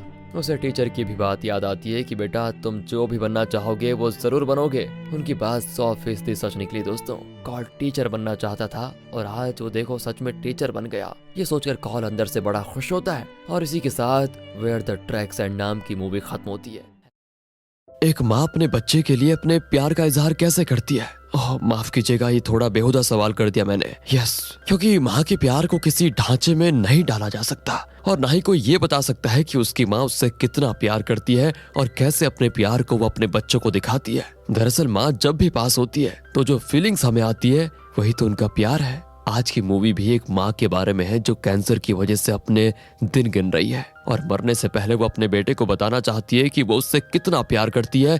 पर एक छोटा बच्चा क्या उसके इतने इंटेंस इमोशंस को समझ पाएगा? शायद नहीं। वो तो बस अपनी माँ को देखकर ही खुश हो जाता है और शायद जब वो बड़ा होगा तो अपनी माँ को भूल जाएगा। लेकिन उसकी माँ अपने बच्चे के प्रति प्यार के लिए क्या फैसला लेगी यह इस मूवी में हम देखेंगे। और ये मूवी कोई इमेजिनेशन नहीं है, ये एक माँ की असली कहानी है। इस मूवी के अंत में हम सभी के लिए लाइफ के बारे में कोई ना कोई अंडरस्टैंडिंग जरूर होगी। इसलिए अगर आप बिजी हैं तो उन सारे कामों को एक और रखकर इस वीडियो को देख लीजिए या पहले वो काम कर लीजिए फिर देखना। सो वेलकम डियर रॉकर्स, कैसे हैं आप सभी? आज देखते हैं 2020 में रिलीज हुई इमोशनल ड्रामा मूवी जिसका नाम है नोट्स फॉर माई सन। और अगर आप चैनल पर पहली बार हो तो जरा सब्सक्राइब कर दीजिए। और हाँ, आज मूवी के हिसाब से मैं अपना पेज जरा स्लो रखूंगा। मूवी की शुरुआत में मैरी नाम की एक औरत को दिखाते हैं जो अपने नन्हे से बेटे टॉमी के साथ खेल रही होती है। मैरी का एक सुखी परिवार है जिसमें उसका पति फ्रेडी और बेटा टॉमी है। मैरी का परिवार ही उसकी सारी दुनिया है, सब कुछ। ऐसे में अचानक उसका पेट बड़ा होने लग जाता है, हालांकि वो प्रेग्नेंट भी नहीं है। फ्रेडी उसको हॉस्पिटल लेकर आता है। वहाँ पर कुछ टेस्ट करने के बाद उसे हॉस्पिटल में ही एडमिट किया जाता है। पर मैरी तो घर जाना चाहती है और कहती है मुझे कुछ नहीं हुआ है, मुझे घर जाना है बस। तब फ्रेडी उसको बताता है कि तुम्हें कैंसर हो गया है और ये सुनकर वो उदास हो जाती है। दरअसल मैरी बहुत ही खुश मिजाज की औरत है और हमेशा मस्ती मजाक ही करती रहती है। पर अब उसे लगता है कि कैंसर पेशेंट्स ज्यादातर मर ही जाते हैं, इसलिए वो भी मरने वाली है। उसके दिमाग में यही सवाल आते हैं। फ्रेडी उसे तो हिम्मत देता ही है, लेकिन वो बेचारा अंदर ही अंदर खुद भी बहुत दुखी होता है। लेकिन मैरी एक स्ट्रांग औरत है, इसलिए वो इस बात से अपने मन को डाइवर्ट करने की कोशिश करती है। वो सोशल मीडिया का सहारा लेती है, जहां पर वो कैंसर के बारे में फनी मैसेजेस पोस्ट करने लगती है। लिखती है कैंसर जुकाम बुखार की तरह है, लेकिन उससे 10 गुना ज्यादा सीरियस है और कुछ भी नहीं है, इसलिए कैंसर से डरने की कोई जरूरत नहीं है। सोशल मीडिया में भी लोग उसको बहुत सपोर्ट करते हैं, जो कि मैरी को बहुत अच्छा लगता भी है, लेकिन उसे झूठ बिल्कुल भी अच्छा नहीं लगता। और जब कुछ लोग कहते हैं कि नो प्रॉब्लम, सब ठीक हो जाएगा, तब उसे बहुत ज्यादा गुस्सा आता है, क्योंकि वो एक कैंसर पेशेंट है और कुछ ही दिनों में मरने वाली है, पर ये लोग हैं कि उसको झूठा दिलासा दे रहे हैं। यही वो सोचकर परेशान होती है। अब मैरी को एक कमरा दे दिया जाता है और फ्रेडी उसको बाहर का नजारा दिखाने के लिए विंडो स्क्रीन हटाता है, पर वहां नजारा नहीं, सिर्फ वेंटिलेशन बॉक्सेस दिखाई देते हैं। फिर वो मैरी के करीब जाकर बैठ जाता है। दोनों ने अपनी जिंदगी के 19 साल साथ बिताए, लेकिन अब मैरी अचानक उसको छोड़कर जाने वाली है। फ्रेडी उससे एक पल भी दूर नहीं होना चाहता। मैरी फ्रेडी को घर जाकर सोने के लिए कहती है, क्योंकि फ्रेडी को हॉस्पिटल का स्मेल बिल्कुल अच्छा नहीं लगता। पर फ्रेडी कहता है, नहीं, मुझे तुम्हारे साथ रहना अच्छा लगता है बस, और जब तक तुम ठीक होकर घर नहीं आ जाती तब तक मैं यहीं रहूंगा और यहीं सोऊंगा। अब मैरी अपने बेटे टॉमी से मिलना चाहती है। फ्रेडी तुरंत उसको लेने जाता है। ये देखिए दोस्तों, ये है इनका बेटा टॉमी, जो सिर्फ 3 साल का है। टॉमी कहते हैं कि पापा, क्या आप जानते हो कि स्पाइडर की 4 आंखें होती हैं और जब वो किसी को काट लेता है तो वो स्पाइडरमैन बन जाता है। और इस तरह वो स्कूल में सुनी सुनाई कहानियां बताते हुए मैरी के कमरे में जाता है और मम्मा कर चिल्लाते हुए मैरी के पास जाता है। मैरी उसको सीने से लगा लेती है, फिर वो पूरे कमरे में घूमने लग जाता है। मैरी कहती है, बेटा, मैं जिस बेड पर लेटी हूँ ना, वो एक रोबोटिक बेड है, तो वो बटन दबाओगे तो ये खुद ही ऊपर उठेगा। टॉमी भी बड़े मजे से वो बटन दबा देता है तो बेड ऊपर उठता है, फिर दबाता है तो नीचे जाने लग जाता है। ये देखकर उसको थोड़ा मजा भी आता है। देखा टॉमी, ये रोबोटिक बेड है। अरे इतना नीचे क्यों कर दिया यार, अब मम्मा पानी में डूब रही है, बेटा जल्दी बटन दबाकर मुझे ऊपर उठाओ। टॉमी चिल्लाता है कि डोंट वरी मम्मा, मैं आपको जरूर बचाऊंगा, और दूसरा बटन दबाऊंगा तो एक बड़ा रॉकेट आकर यहाँ पर क्रैश करेगा और ये बेड ही पलट जाएगा, ये देखो। कहकर वो कोई दूसरा बटन इमेजिन करके उसको दबा देता है। मैरी भी कहती है कि बेटा, ये तुमने क्या किया, तुमने मम्मा को बचाने के बजाय बेड के साथ मुझे भी ब्लास्ट करवा दिया यार। और इस तरह वो अपना दुख दर्द भूलकर एक बच्ची बनकर टॉमी के साथ खेलने लग जाती है। रात को वो टॉमी को घर भेज देते हैं, जहाँ पर फ्रेडी की माँ उसकी देखभाल करती है। यह मैरी ट्विटर पर कई बातें पोस्ट भी करती है। वो फ्रेडी से एक खूबसूरत नोटबुक मांगती है, क्योंकि उसे टॉमी के लिए कुछ लिखना है। वो भी कह देता है ठीक है।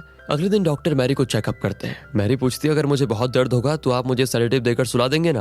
डॉक्टर कहते हैं कि फिलहाल तो उसकी नौबत नहीं आई है, जब दर्द बहुत होगा तब उसके बारे में बात करेंगे। मैरी आगे पूछती है कि एक बात बताइए, मुझे कैंसर कैसे हुआ। फिर डॉक्टर बताते हैं कि देखिए, ये कोई बैक्टीरिया या वायरस नहीं होता जो बाहर से तुम्हारे शरीर में घुसे, ये तुम्हारी बॉडी की कुछ रिएक्शंस की वजह से शरीर के अंदर ही पनपता है। इसकी वजह मतलब कोई बता नहीं सकता कि ये क्यों होता है स्पेशली, पर तुम ज्यादा मत सोचो, मुझे यकीन है कि हमारे मेडिसिन से तुम जल्दी ठीक हो जाओगी। मैरी की कई फ्रेंड्स उससे मिलने के लिए आती है और उसे खूब चीयर अप करती है। फ्रेडी उन सब की वीडियो बनाता है और आखिर में मैरी के पास पहुंच जाता है। दरअसल वो टॉमी के लिए एक वीडियो बना रहा है। जब फ्रेडी बड़ा हो जाएगा ना, तो फ्रेडी ये सारी चीजें उसको दिखाएगा। वो कहता है कि बेटा टॉमी, तुम्हारी माँ ने कभी किसी का बुरा नहीं चाहा, लेकिन देखो उसकी ये हालत हो गई है। मैं उससे बहुत प्यार करता हूँ, लेकिन वो तो मुझसे ज्यादा तुमसे प्यार करती है बेटा। ये सुनकर मैरी इमोशनल हो जाती है और कहती है, टॉमी आई लव यू, और ये कहकर टॉमी को फ्लाइंग किस देती है। फिर वो ट्विटर पर कई ट्वीट्स करती है और मैरी को कई कमेंट्स आते हैं कि सच में आप बहुत स्ट्रांग औरत हैं। मैरी अपने ट्वीट्स में ऐसे बात करती है जैसे कि कैंसर के आने की वजह से वो बड़े मजे में है और दिन भर आराम करती रहती है,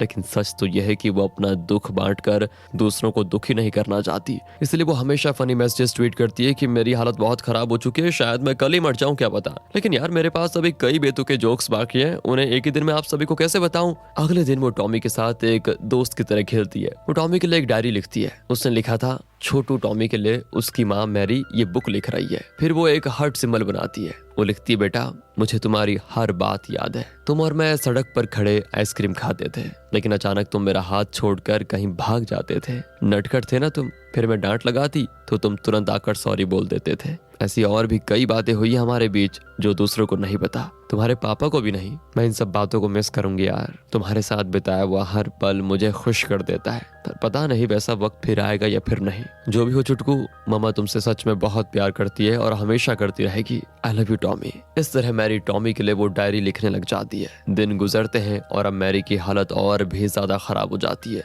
उसकी पीठ में बहुत दर्द होने लग जाता है। तब कोई आवाज सुनकर वो खिड़की के पास जाकर देखती है तो वहां पर एक बड़ा क्रेन खड़ा होता है। नर्स बताती है कि वहां पर एक मॉल बनाया जा रहा है। तो मैरी को एहसास होता है कि ये दुनिया किसी के लिए रुकती नहीं। आप चाहे जितनी खुशी में हो या दुख में, दुनिया का काम तो अपनी धुन में ही चलता रहेगा। ऐसे में मैं क्यों किसी की बात का बुरा मानूं या यूं सोचूं कि किसी ने मुझे ये कह दिया, वो कह दिया, मुझे उससे नफरत है वगैरह वगैरह। ऐसा क्यों सोचना। ये मेरी जिंदगी है, जब तक है तब तक है। इसलिए मुझे इसको जीना होगा और वो भी शान से, चाहे मुझे कितना ही दुख दर्द क्यों ना झेलना पड़े। इस तरह वो लाइफ को लेकर अपना नजरिया बदलने का फैसला करती है। वो ट्विटर में बहुत वक्त बिताती है और पहली बार अपने दर्द को शेयर भी करती है। वो टॉमी के सामने रो तो नहीं सकती ना, चाहे उसके अंदर कितना ही दुख दर्द क्यों ना हो। जितना बेचारी खाती है उससे 2 गुना वोमिट कर देती है, लेकिन ये सब उसके कंट्रोल में कहाँ है। हर दिन के 24 घंटे उसके लिए नरक से कम नहीं होता। कई लोग उसको मैसेज करते हैं और वो हर एक का जवाब भी देती है। दिन में 14 घंटे उसे बेड पर पड़े रहना पड़ता है, लेकिन टॉमी जब उससे मिलने आता है ना, तो उन 2 घंटों में वो अपनी जिंदगी की सारी खुशी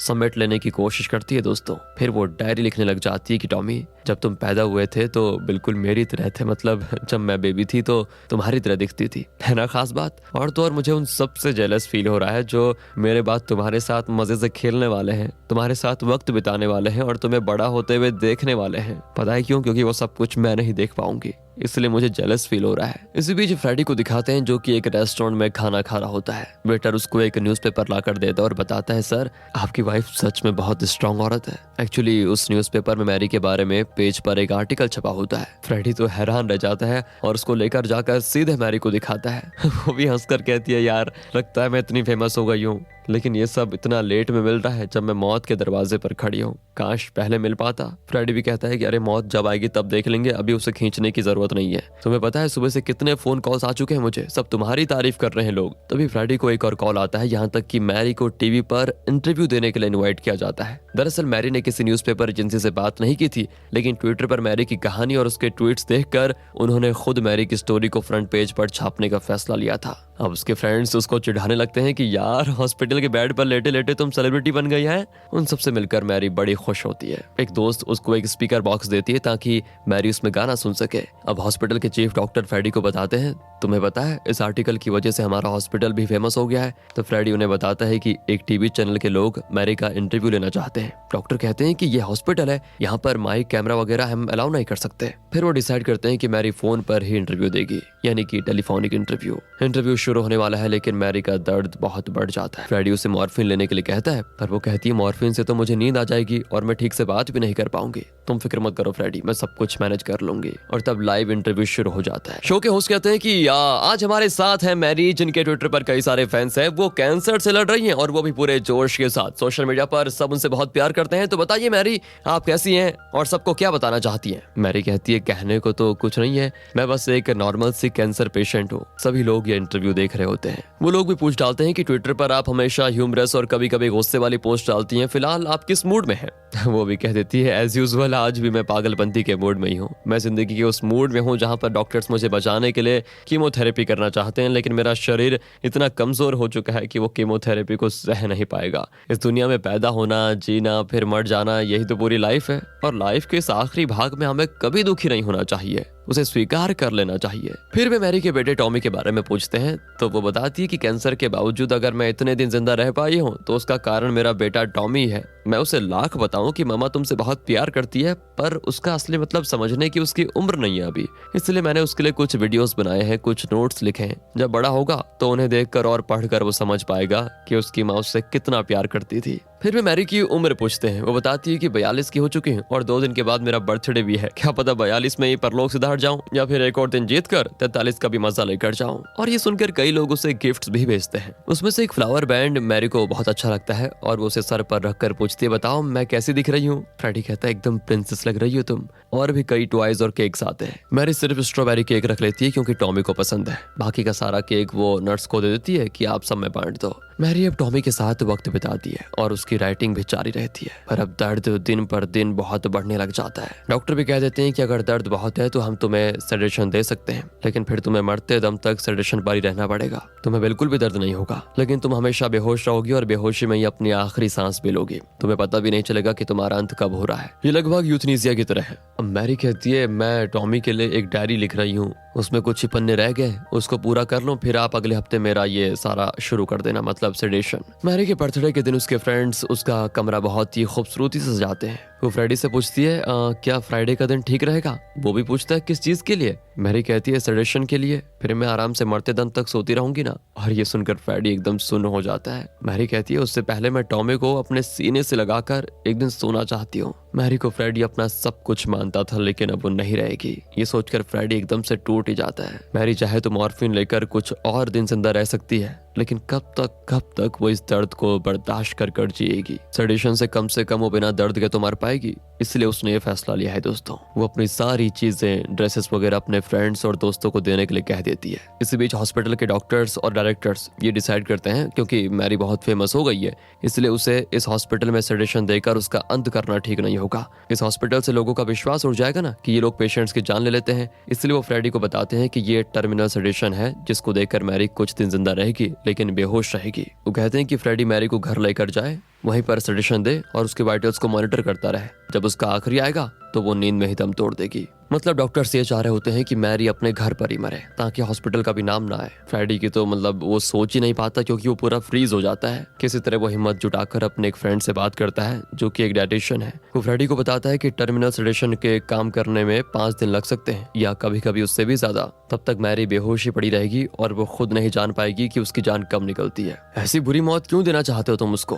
लेकिन फ्रेडी और कर भी क्या सकता था। अगर वो ये चीज नहीं करेंगे तो बेचारी दर्द के मारे और तड़पते रहेगी, उसे कुछ भी समझ में नहीं आता। तब उसका फ्रेंड बताता है कि जब तुम मैरी को हॉस्पिटल से लाओगे तो उसका सेंट्रल आईवी लाइन मत निकालना, फिर एक फार्मेसी से तुम पोटेशियम क्लोराइड खरीद लेना और उसे आईवी लाइन में इंजेक्ट कर देना। मैरी बिना किसी दर्द के थोड़ी देर में चल बसेगी। फ्रेडी मैरी को ये बात बताता है तो वो भी यही चाहती है, पर उसे अपने मरने की फिक्र नहीं। फ्रेडी की चिंता होती है कि अगर फ्रेडी उसको घर ले जाते वक्त ये सब करेगा और वो मर जाएगी तो सभी को फ्रेडी पर शक होगा, क्योंकि टर्मिनल सेडेशन से तुरंत मौत नहीं होती। और अगर वो जेल गया तो टॉमी का क्या होगा? इस तरह मैरी आगे का सोचती है। इसी बीच हॉस्पिटल के डॉक्टर्स मैरी को एक अलग तरह का सेडेशन देने के लिए मान जाते हैं, जिससे मैरी कई दिन के बाद मरेगी, लेकिन बेहोश ही रहेगी, मतलब मरी रहेगी। इससे बाहर किसी को कोई शक भी नहीं होगा। फिर वो फ्रेडी से एक डॉक्यूमेंट पर साइन ले लेते हैं कि वो सोशल मीडिया या किसी भी न्यूज एजेंसी को ये बात नहीं बताएगा। सिर्फ मैरी के क्लोज फ्रेंड्स को इस बात का पता होता है। मैरी की एक फ्रेंड उससे मिलने आती है। वो फैसला करके आई थी कि मैरी के सामने वो रोएगी नहीं, लेकिन मैरी को देखते उसका रोना आ जाता है और वो उससे लिपट कर रो पड़ जाती है। पर इस वक्त भी मैरी को टॉमी का ही ख्याल आता रहता है। वो कहती है कि जब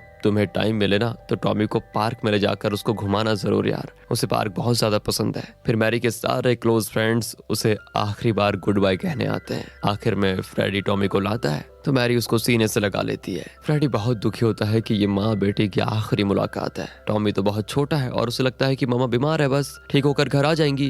वो मैरी के साथ मजे से खेलने लग जाती है। मैरी कहती है ये बताओ ये कौन सा फेस है? वो कहता है कि बनाना फेस है। मामा ये कौन सा फेस है? ये तो ग्रेफ फेस है। और जब भी टॉमी हंसता है तो मैरी का चेहरा एकदम से खिल जाता है। वो जानती है कि वो इस स्माइल को आखिरी बार देख रही है, इसलिए वो उस मोमेंट को भरपूर एंजॉय करती है। इस पल में उसको यकीन हो जाता है कि वो एक अच्छी माँ रही है। रात को वो टॉमी को अपने सीने से लगाकर सो जाती है। मैरी ने टॉमी के लिए कई बातें लिखी थी, जैसे कि अच्छा हो या बुरा वो कभी परमानेंट नहीं होता, चाहे वो आइसक्रीम हो या मूवीज या हमारे अंदर का कोई बुरा गुण या पेड़ के पत्ते, कुछ भी परमानेंट नहीं होता। पर तुम्हारी माँ बेटा हमेशा तुम्हारे साथ रहेगी। मिटता तो सिर्फ शरीर है बेटा, अपनों के दिल में तो इंसान हमेशा जिंदा रहता है। और अब सेडेशन देने का वक्त आ जाता है। तीनों एक दूसरे से लिपट जाते हैं। बहुत दुख होता है फ्रेडी और मैरी को। मैरी ने टॉमी के लिए लिखा था कि हमेशा खुश रहना और सभी के साथ अच्छा बर्ताव करना, खूब खेलना, ड्राइंग करना, ढेर सारे बुक्स पढ़ना, म्यूजिक सुनना, दूर दूर तक ट्रैवल करना, और हाँ, हद से ज्यादा कुछ मत करना। पापा की बात मानना, अगर कुछ गलत लगे तो उसके खिलाफ बोलना सीखो, वक्त पर खाना और अपना जैकेट पहनना मत भूलना, और आखिरी बात वो सब करना जो तुम चाहते हो।